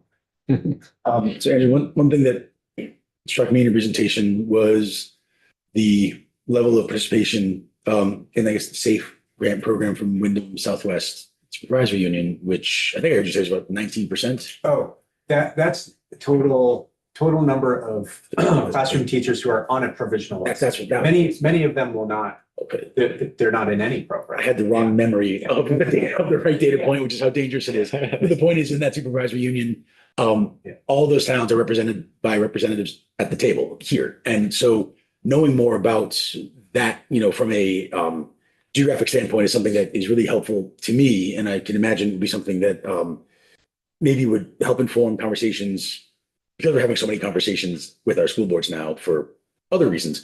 This is something that might just be really valuable for my understanding of how does that play out in their experience as school boards, as a supervisory union, in some of the day-to-day experiences that they may be looking at or having some sort of feelings about it. And so that was simply provisional or provisional and emergency? And emergency. Right. Okay. And so would you oftentimes see the same classroom undergoing that in the course? If we're looking at that chart you had on the slide that showed that we're now over 700 for the course of this school year, is most of that total explained by persistent applications or utilizations of these licensing sort of exemptions or programs within the same supervised union or school districts? Like year to year? Yeah. Yeah. Here's these 6 places where it's just tough, and they account for 40% of an annual allocation. I would say anecdotally, probably yes. It's the same districts often year to year, and it's expanded. I did actually do some Excel wizardry, I think, to answer the question on the total numbers, and you guessed it correctly. So the Southwest Vermont Supervisory Union has the most total with 15%, followed by Franklin Northeast with 17% and 30 total teachers, and then Barry is third with 14% or about 27 teachers. So yeah, so right, we are seeing the sort of different things happening in different districts, right? In some of the rural communities, it's hard to recruit. There's fewer people that live in the area. Often it's very difficult to for someone to move to the area, right? We hear a lot, and John can explain like his personal experience on this, but we hear a lot of administrators who have hired someone, have signed a contract from out of state, and then 2 weeks before school, we still haven't figured out a place to live. I have to back out of this contract. And then they have to apply for a provisional or an emergency license to fill that seat. Okay, I see. Yeah. But then it's different in other districts, right? Some of our more urban areas have different challenges. So it's very dynamic across the state. So I know we're up against time, and I don't want to leave this meeting with a false impression of what's going on with the Grow Your Own program. So I just want like a tiny summary so I can, because we've been talking all over the place about all these different issues. Is it going forward? Is it a 1-year thing? Is it something that we are committing to moving forward? Is it something that it depended on the budget, right? Like I want to walk out of here with a very clear understanding of what's going to be happening. Yeah. I mean, I think we are continuing. I think we've had the proof of concept, and in my conversations with our higher ed partners, they now see how it's worked. I think that there was also early in the pandemic this idea of like, well, this won't be a problem in 3 years, and here we are 5 years later, right? So I think that we've had that proof of concept. We are we're doing everything we can for sustained funding. That often is for most projects the largest challenge. But you know, one thing I was speaking with Julie from NEA, who's been a huge partner in this and other work with us, is that you know, most of us, all of us are teachers, and one thing that teachers can do is the absolute best job with whatever resources they have available.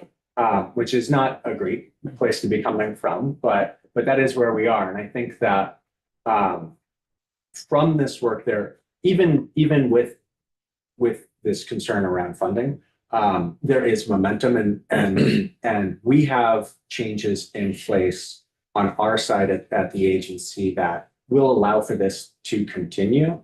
And like John said, we are looking at braiding funds as much as possible. I like to have as many irons in the fire as I can for everything. If all of them play out, awesome. Maybe we'll have too much money at that point. But I think even worst case scenario, we will continue in the current model. We'll be able to continue the current model. But as I said, we do need to start to be more proactive as opposed to reactive. From the department's perspective, assuming the funds don't change from the federal government, we intend to submit our third SAFE application that will provide the stability for the Emerging Pathways Coordinator position, and we'll have some other money to support the education program for the next fiscal year. Assuming the federal money continues to come in and we decide collectively that we're going to apply for a competitive grant, that will be funds that we can use to expand the program. But you hear me saying this without saying it. The problem is that they're year-to-year funds that we have to apply for, and there's no,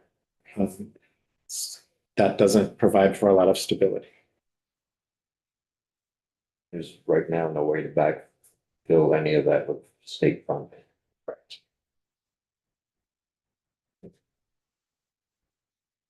Well, thank you all. I think we probably could have put 4 hours on this. Certainly appreciate appreciate, John, thank you for joining us as well. Thank you for having me. I appreciate the opportunity and your interest. This is really an important area, and thank you for taking the time. We agree. Thank you. Andrew and Jay, thank you. Roland, thanks for coming in. Thank you.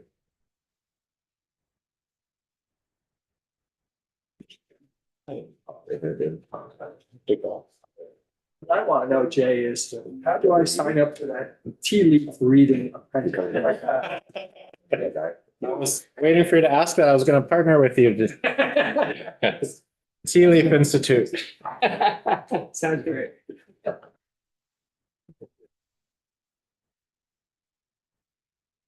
I can't lose too many members right now, so people can, one can go, another go. If we need to go up for the, yeah, I don't want. Heron is actually really Oh, Heron, awesome. I think we can do it over cable. So. Good morning. Thank you for joining us this morning. I've been excited about this presentation. We are too. It's part of economic development. We want to know what's going on with CUDs and how our build outs going and cell service and broadband is. And also, the elephant in the room, you probably don't have a better understanding than we do of federal issue either. Well, we can hit it on that thorny issue. Okay, so what's the protocol here? We're still live, so we're ready to go.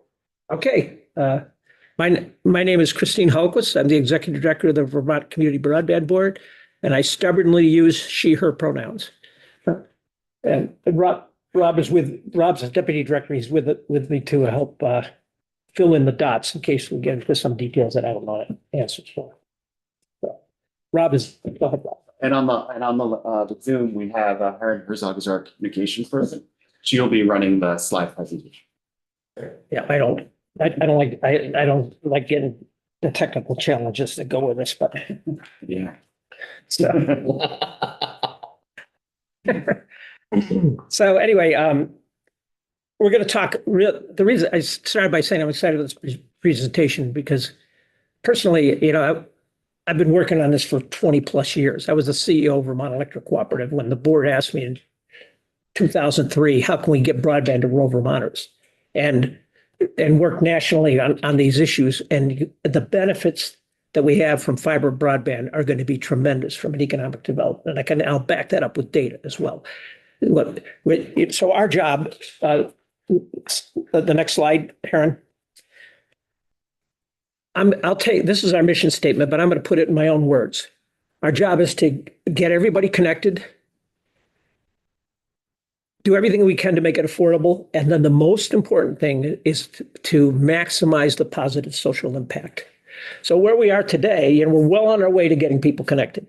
You look at when we started, when this office started 2021, there was about 25% of Vermonters had access to fiber optic internet, now 60%. And we will be approaching 100% by 2028. When I say approaching, 99 point something. But we will have reliable broadband to every address, including off-grid addresses. So that Act 71 required us to get 100 over 100 to all on-grid addresses.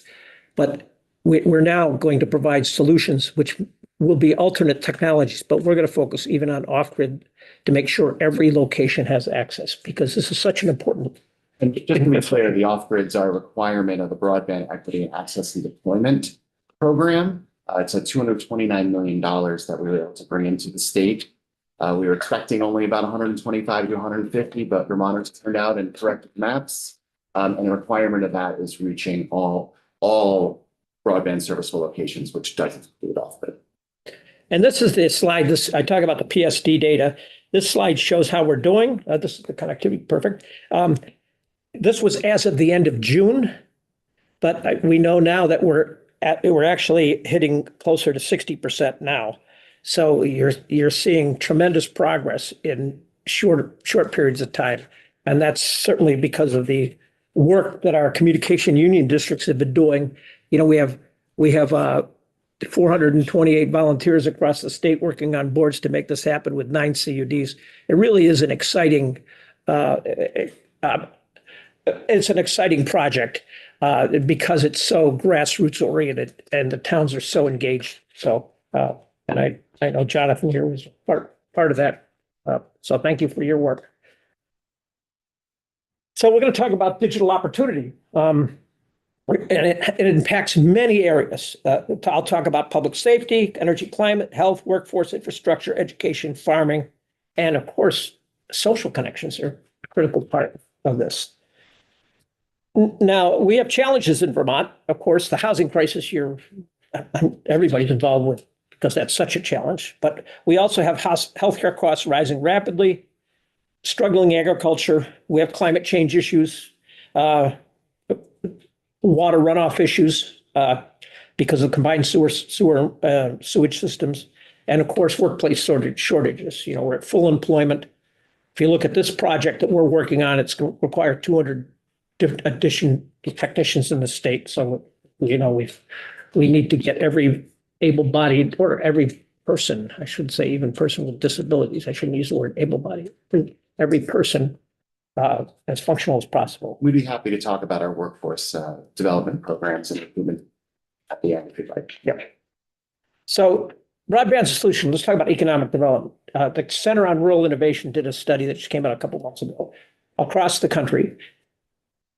Communities that are fiber connected communities saw greater than a 200% increase in new business starts. I'll hit on that later. But again, it has to be fiber. Talk about telehealth, agriculture, climate change, and waste. So this is where I talk about this 213% business growth, self-employment growth, GDP growth, income growth. This is a very extensive study that was done throughout the country in rural communities. And if we look at rural Vermont, especially we look at, the greater Burlington metro area with its 0.2% vacancy rate versus the number of homes in the Northeast Kingdom that could be refurbished and weatherized and those kind of things. This is where we can see these benefits in rural Vermont. So broadband, next slide. Yep, you're there. Broadband promotes economic growth in parts of the state that need the growth. These areas tend to be more affordable in terms of housing. More people want to move there, especially people that like those beautiful rural views. A bigger workforce. We get a bigger workforce, available workforce and lower costs means new businesses. And then we get higher enrollment in our schools. So again, from an economic development standpoint, pretty excited. We're working with the UVM Medical Center on telehealth. Telehealth, if you look at the potential for telehealth is tremendous, especially with the brick and mortar health clinics closing, ability to provide remote access and monitoring to patients. It does require fiber and low latency to do this in real time. But if you look at somebody who has a heart condition, that you can provide those ongoing monitoring of those health parameters that need to be looked at. And using AI, when trends start going negative, you can catch these problems early before they become a serious emergency room problem. So part of the measures that we look at working with with UVM will be how can we reduce emergency room visits? So the other, if you look at the amount of driving that people have to do in rural Vermont to get to their doctors, anything that can be done remotely is a great benefit. And I don't know, those of you who have smart watches and things, they're getting smarter all the time, including even the ability to look at oxygen levels. So now you just connect that to a fiber network and you've got ongoing monitoring. So it has a great potential to help improve health performance as well as reduce costs. And the project that we're working with UVM Health is they received a $10,000 startup grant from the Leahy Center to look into the potential of working with libraries around the state to set up kind of remote locations where people can access telehealth. And several meetings so far, and the study is the first phase, and then implementing it so people can get access right in their community. Talk about the benefits to agriculture. You know, as a few years ago when I started this job, I went and met with this young woman who was running the 900-acre farm that provides that feeds Jasper Cheese in Hardwick. Young woman graduated from UVM with a master's degree, really excited about the potential for the technology, because she said, for example, she drives over 100 miles a day just to check the moisture content in her crops, which all can be done remotely, right? She thinks about that. Not only does that reduce driving time, it frees up her brain to work on more important activities rather than driving. So, that's just a small example, but getting to, if you look at topical application of nutrients, for example, it's shown that you can reduce nutrient applications by greater than 30%. And if you think of our phosphorus runoff issues and the challenges we have, this is great potential for rural agriculture to reduce runoff and reduce the cost. And the way topical application works is, you kind of do a broad spreading of nutrients, but with smart technology, you get down to basically sub-meter divides, and you're testing the soil in real time and applying the right nutrients at the right time. And that applies to watering as well. Also, we're already seeing benefits for milking systems that some of the larger farms are already taking advantage of. But once you get this in place, smaller farms will be able to take advantage of that. And we'll talk quickly. I'll have Rob talk about the goats, the smart goats. The fun story. So there's also an entity that's doing stuff with what they're calling Magic Goats. Yes, Magic Goats, where they're working with some of the ski resorts for caring for the grounds, where the goats have collars on them and geofencing via the internet, so you can mark what area where they're supposed to go and clean up the brush. And that's just one other thing that's happening out there with the technology. Let's talk about the environment and climate change, which is something that is a long-term issue. And if you look at the energy systems today, only 40% of our electricity is carbon-free. So we have to increase carbon-free generation by 2.5-fold just to displace our electric systems, which is only about a third of our energy use. So if we want to totally eliminate carbon and totally electrify the system, it's going to require a significant increase in renewable generation, which has its challenge in terms of the sun, clouds, the wind. Now couple that with the transportation sector. If you take a mid-size Tesla tractor, they have a 500 kilowatt hours of battery storage, and they want to plug that in and charge it in 20 minutes. That's essentially over 500 homes plugging into the grid all at once. And the last thing we want to do is build a grid it'd be so expensive to build a grid to do all this. But using smart technology where these loads are talking to the grid in real time, they can adjust their load according to what's available and significantly improve the use of the grid. I remember doing an analysis several years ago in the Vermont Electric Co-op system where we were only using like less than 20% of the system, because you develop the system for that maximum peak load, but through smart technology, you can adjust that load properly. And wastewater infrastructure, Rob, I'll have you talk to this one too, because you're wastewater infrastructure, drinking water infrastructure, it's an issue around the state, whether it's Burlington, whether it's Rutland, whether it's in Montpelier here, the infrastructure is crumbling.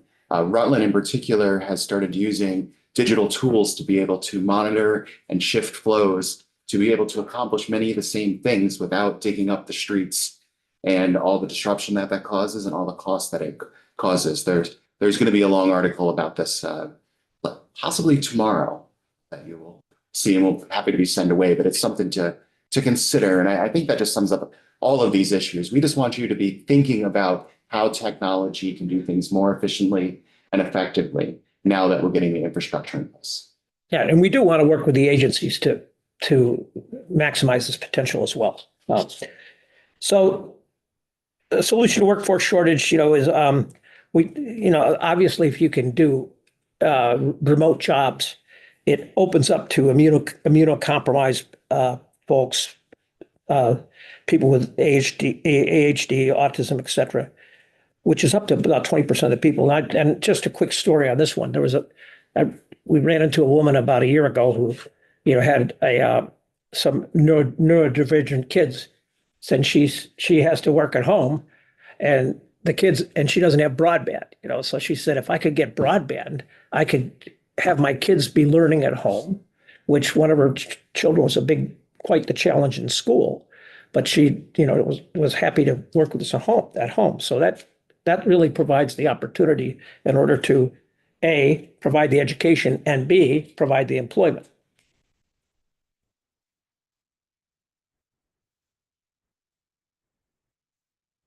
So we're addressing some of the additional policy issues, and we just came across from the House Energy and Digital Infrastructure Committee that's addressing this issue. It's a performance, privacy, and consumer protections. Performance means fiber is the answer. Once you get to fiber, you get a reliable network.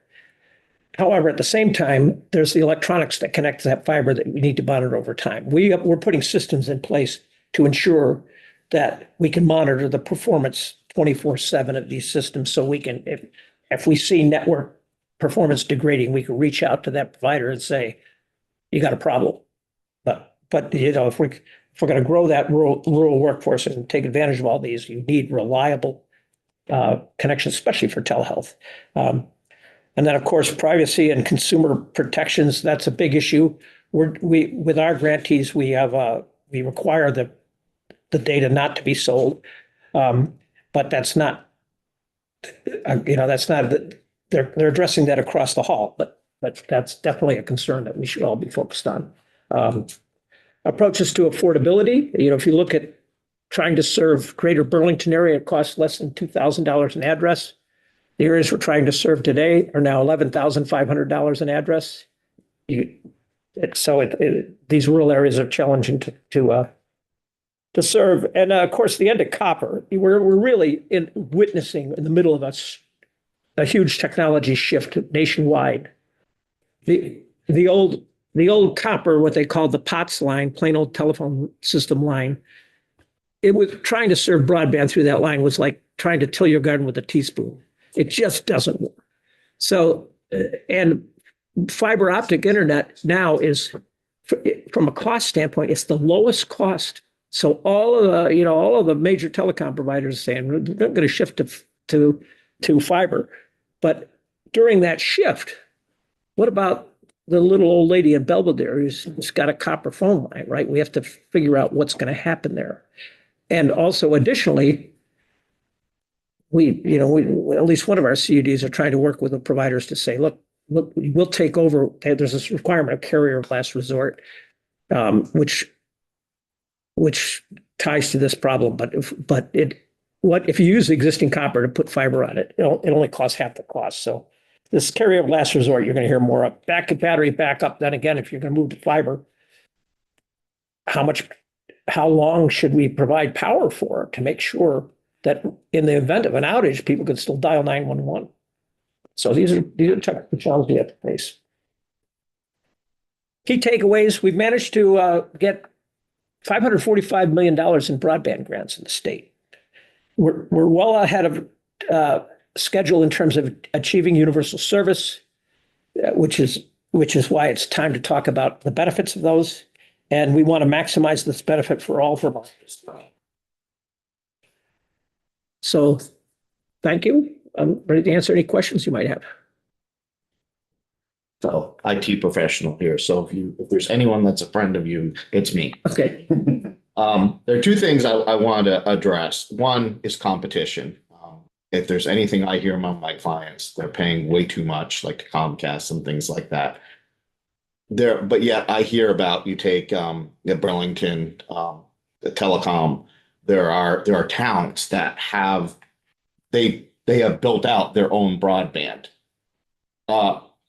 Some of the monies that you're using, do you have plans in place? Because I would much rather see that money go to local providers than a Comcast or a Time Warner or something like that. I know Consolidated's a little bit of a weird one. Well, the good news is we are working with smaller providers. If you look at these rural areas, you're getting to the crux of the issue, right? The private providers, the for-profits, are doing all the cherry picking of the good areas because there's higher density, more revenues, which leaves the rural areas to our communication union districts. The Act 71 or 2015, the legislature set up communication union district, meaning one or more towns or two towns or more can come together to form a municipal district. I'm happy to say that 216 of Vermont's 251 towns are members of communication union districts, which are those of the smaller providers. And 93% of the underserved and unserved addresses are with those smaller providers. Second question. We all know AI is becoming a big thing. And one of the challenges that we're seeing in the industry is AI is an energy sucker. The amount of computing power makes a Tesla pale in comparison with some of the things I've heard. What is your plan to provide to meet this upcoming demand? Do you have a plan? Maybe this is for someone, the committee across the hall, but what are your thoughts on how are we going to address that, specifically providing the energy and keeping it renewable? Well, just to substantiate that data, I was actually interviewed by a producer from doing a film on this, and I was presenting the data to them about what the costs of AI are. So I'll just to use a credit card transaction as an example. A credit card transaction takes 12 watts of power, but a digital transaction it takes 1,800 watts. This whole using the AI. So that does you look at that level of power. It creates a whole set of problems for the power industry. But from the standpoint of what we're providing, that's why fiber's the answer.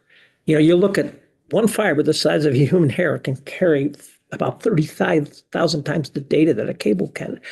So, and by the way, you can continue to split the light and get virtually, I won't say infinite amounts of data, but we hang 144 of these fibers. So, and it's very fast, low latency, meaning turnaround time's quick. So you're looking at, fiber as being the exact technology solution for big data at high speeds, which is AI.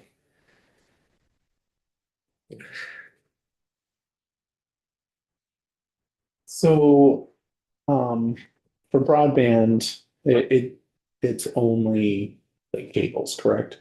That's purely it. Because I think of, our rural communities that don't have access to it, the cost savings of doing a cell tower, which they do offer. I know T-Mobile is now offering internet service in the state of Vermont for like $40.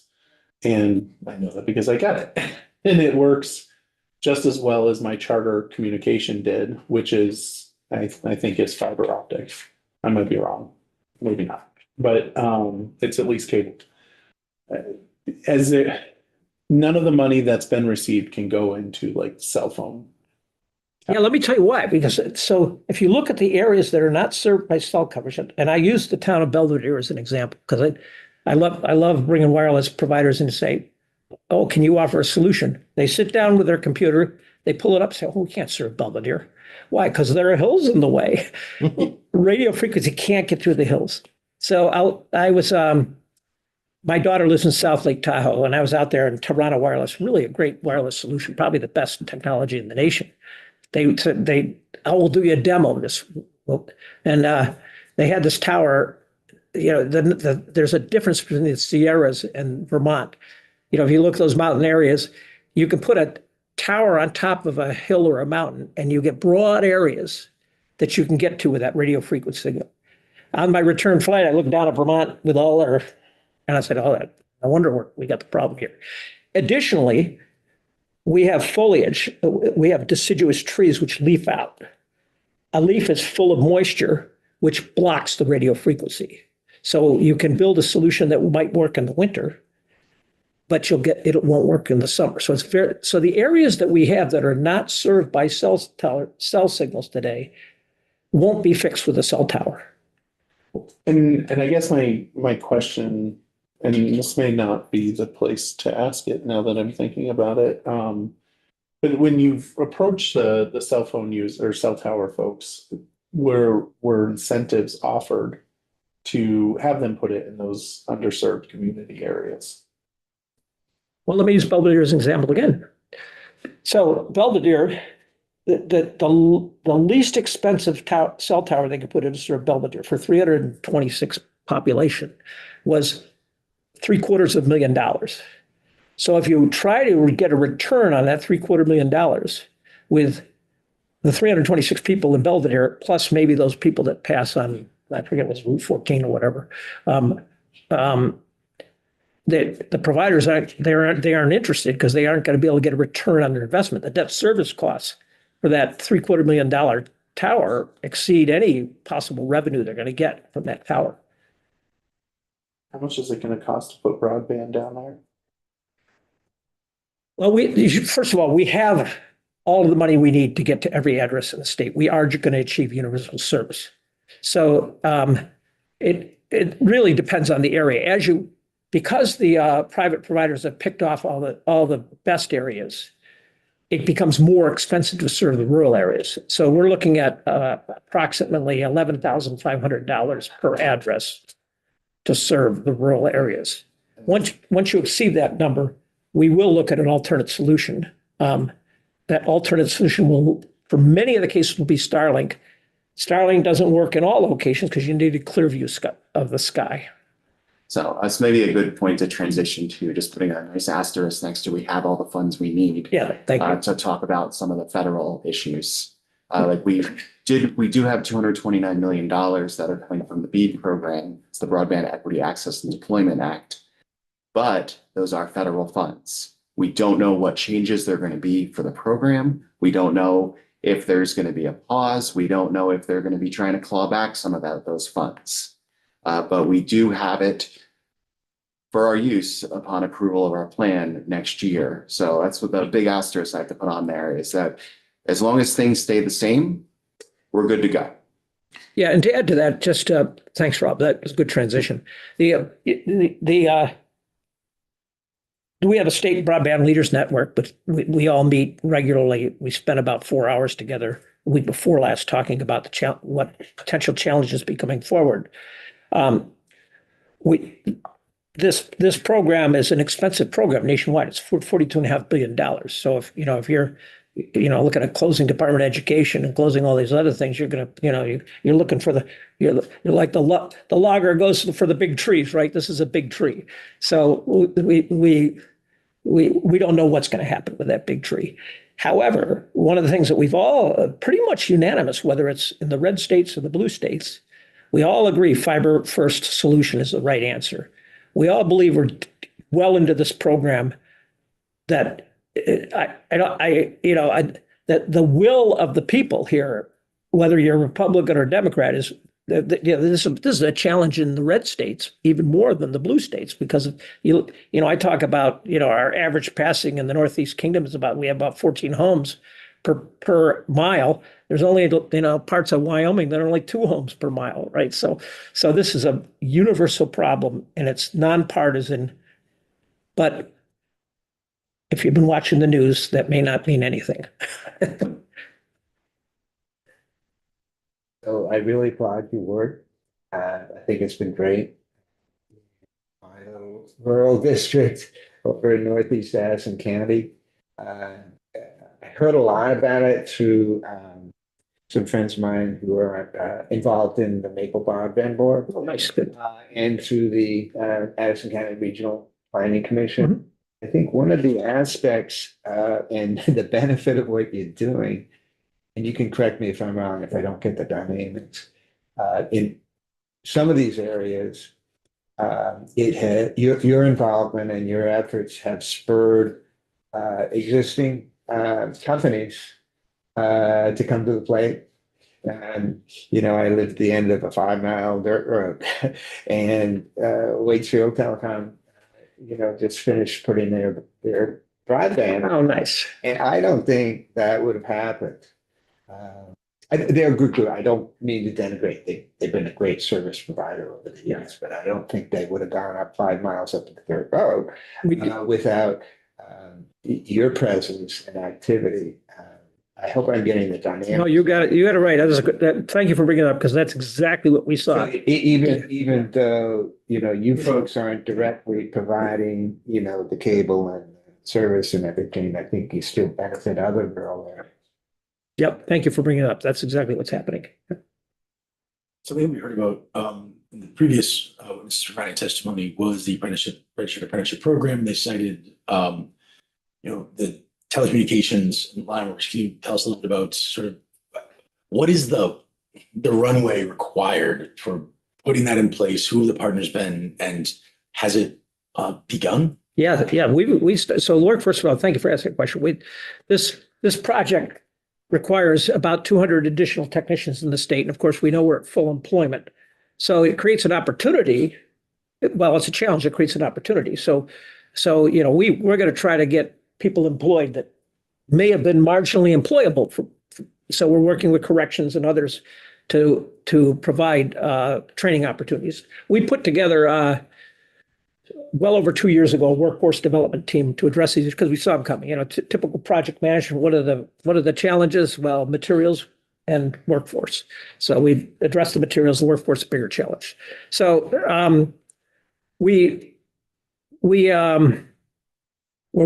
working closely with the Department of Labor. In fact, I'm not sure where the grant came from, but we had a $531,000 grant for putting together an apprenticeship program, which we've put together an apprenticeship program. There's an apprenticeship program. It's a certified with the USDOL fiber technician program that you go through 2,000 hours of apprenticeship and you come out with a certification, which you can go anywhere with. And by the way, there's good money in it too. We also have a pre-apprenticeship program, a 40-hour program where we've got agreements from the construction companies and providers to say, if you get people through that program, we'll hire them immediately. So if you look at starting pays, it's about $25 an hour in this area. By the time you're done with the certification, you're averaging about $65,000 a year without overtime. So it's a good program. I like to say, if you want to make good money and you don't want college debt, enter the digital skills program. So so it's not just a fiber technician program. We're working to develop a career development program. So if you want to grow beyond this fiber technician, you can go to VEIC, work as a technician there, maybe go into an electric line worker program. So it does create a great opportunity. We're in the middle of that now. We have it's actually a requirement for the grants coming up in the BEAD program that you participate in this workforce development program. We actually have some companies that have voluntarily entered the program even before this. So we're doing a lot of work in that area. But the challenge right now is we did have that initial DOL grant, but we are currently still turning over some more rocks to find the additional funding to implement the effort. And I don't know, Christine, you want to touch on more of the challenges? Yeah, I keep telling Rob, you're going to find me another 800,000, right? A little bit of pressure. So I just want to point out that there are challenges still. Yeah, we have actually at 12:45, I meet with that workforce development team. So we have a team working on this, and we show up at all the recruitment, the job recruitment programs and promoting this. We're doing what we can within not having a budget for it.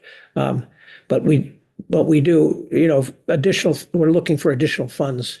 But I'm not asking you for them because you have bigger challenges called housing and all those stuff.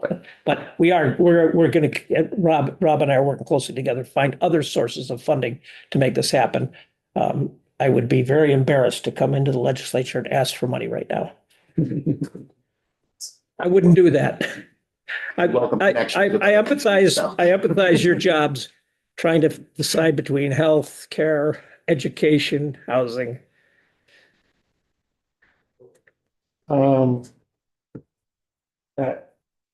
I appreciate broadband. I really do. The example that you used, Belvedere, that was a Belvedere, or am I? Yeah. I don't know where that is. Oh, that's just, I call that a classic Vermont town that's not served today. That's in the Northeast Kingdom. If you drive through Morrisville, up Route 100, Beautiful tip. up 118, and you get to this town of Belvedere, right? So the cost to bring broadband there is 3,300,000 about. If it's 11. Well, they're actually already served now. That's an old story. Yeah, yeah. What does it cost to serve them? I don't know. Fidium provided them with fiber. Yes. So that's that story that a year ago, they didn't have fiber. Now they do because Fidium stepped up to the game. So I don't know how much they paid, but a typical, if you take, so the average cost is 7,500. When I talk about the remaining costs. So if you take that 300 multiplied by 7,500, you get, I don't know, 21 million or whatever, something like that. But it may seem high, but the key is it pays for itself over time over the revenue, because fiber optic doesn't degrade over time. So you can, banks are willing to finance a fiber optic network for 25 years. At Vermont Electric Co-op, we were using fiber that was built in the 70s. It still performs top speed. You don't have the same problem you do with cable and copper, which it degrades over time. Copper has those, interface problems. This is a fused network. So in my district, I live down south, Wilmington, Whitingham, Halifax, and thank you for all the work that you do. I'm really grateful to be served now. But we've had trouble, back on the cell conversation. I know they are kind of technically separate, different worlds, but we've had trouble, getting cell service during emergencies and being able to communicate, especially if we had a bus accident, parents being able to communicate with the kids. It's a huge problem. And radio signaling is also a problem. So my question is fiber a option for helping to strengthen our emergency services as far as building out potential infrastructure on the road in the event of emergency, somebody could pick up a line? Yes, and so in order to, I was talking about cell top towers, if you talk about a cell top, mountaintop tower being $750,000, you can do a pole top antenna for about $50,000. It radiates over a small area, but it can be a tactical solution to those problems. It's beyond the scope of our work, but you've got to have ubiquitous fiber before you can implement those solutions. Okay. So you're talking about, I heard two things in your conversation. So that's to get you service the first time. Across the hall, we testified that we need to address the battery backup issue. The point is, if the power goes out, how long are we going to require you? Because you don't want the power to go out and not be able to make a 911 call, when you're having a heart attack. So get telehealth and all other things aside. But so that's an important issue. The tactical application of pole top antennas and power backup. Yeah, the public service department, Hunter Thompson, can talk about the microcells. That's what a lot of those pole tops antennas are called. And I know Wilmington, I was the CEO of the electric utility that served them, and we sold them off to Central Vermont 2006. Wilmington is probably some of the most challenging terrain in the state. You got those narrow roads without, at least in the Northeast Kingdom, you got a little right away on the side. Yeah, we don't have any right away. You're right up driving, running right into a tree. Oh, yeah. Question. Can you, what's the take rate? What a brilliant question. I love those questions. I love those questions because I'll tell you why, because the take rate, as you're probably asking that question, but for the rest of you, the take rate is the critical thing that we look at in terms of making sure there's enough revenue to pay for these. So when we issue a grant, we look at a business plan and we say from day one of year 4, this is general rule of thumb. Day one of year 4, moving forward, you need to be able to show positive cash flow. So that includes your debt service and all those other things. To get to that positive cash flow, it requires your take rate to be increasing at a certain rate. Take rate is the number of homes you passed versus the numbers that are taking it. So the bottom line, and to have a sustainable business plan, you have to have customers paying the bill. So if you're passing 100 houses and you've got 20 who are connected and paying, that's a 20% take rate. So there's a really good news on the take rate from my standpoint. We didn't let any of the CUDs show anything greater than a 50% take rate. But in these rural areas, we're seeing 70% take rates. When you get to steady state, it grows to 70%. So the take rates are much better than we expected. Is Fidium the main lighter of the fiber that CUDs are putting out, or are they teaming up with other providers? 3 of our CUDs partnered with Fidium. I think 3 are with Waitsfield Champlain Valley Telecom. And the other 3 are GWI. Yeah, I think. So yeah, they're partnering. They did partner with Fidium. Fidium was able to get fiber built very quickly because all they had to do was overlash fiber on their existing copper network. Came to my house.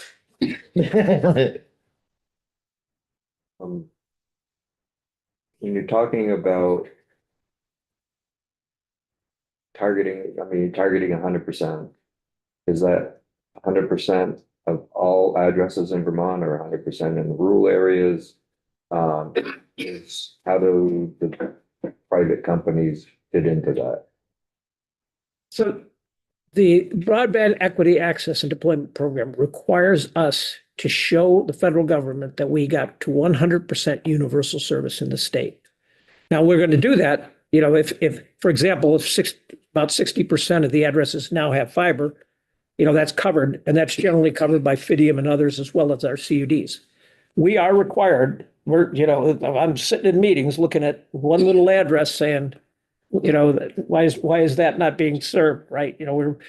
And so, yes, we are required to get to every single address in the state, every single resident that has somebody resides in.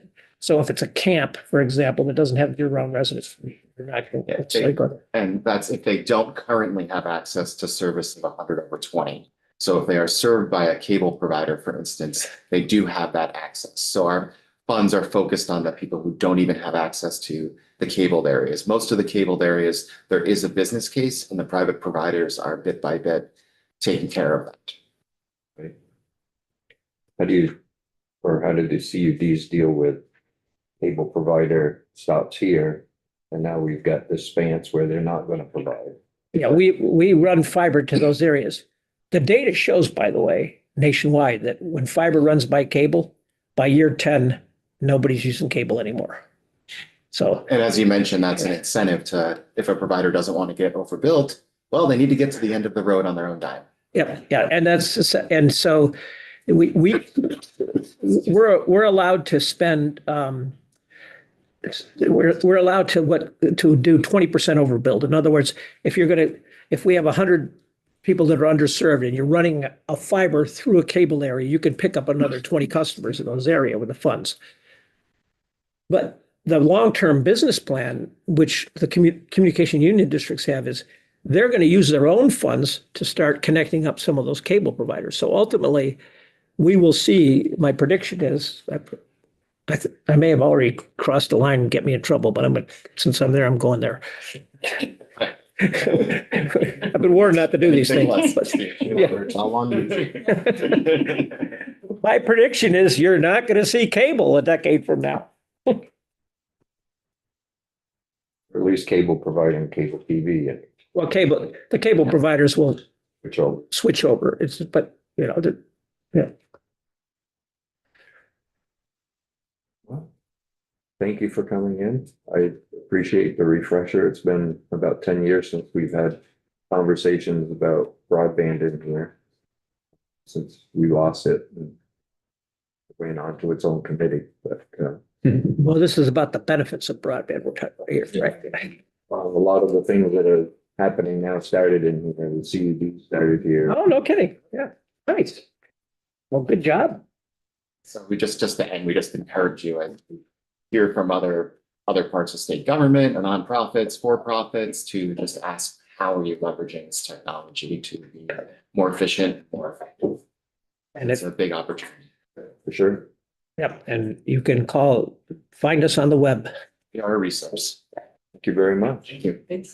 Thanks. Just a little aside, I'm retired sports person. I worked out in Northern California back in, well, until 92. And in the late 80s, We have, at 1:00, we're in a pavilion in room 267. Be there promptly for 1. We are having a joint hearing with House General and Housing on, this one is, we're getting a presentation by Let's Build Homes to see what their thoughts are. So, we can go to lunch early and we'll see you over there. Hey, Grace, you can take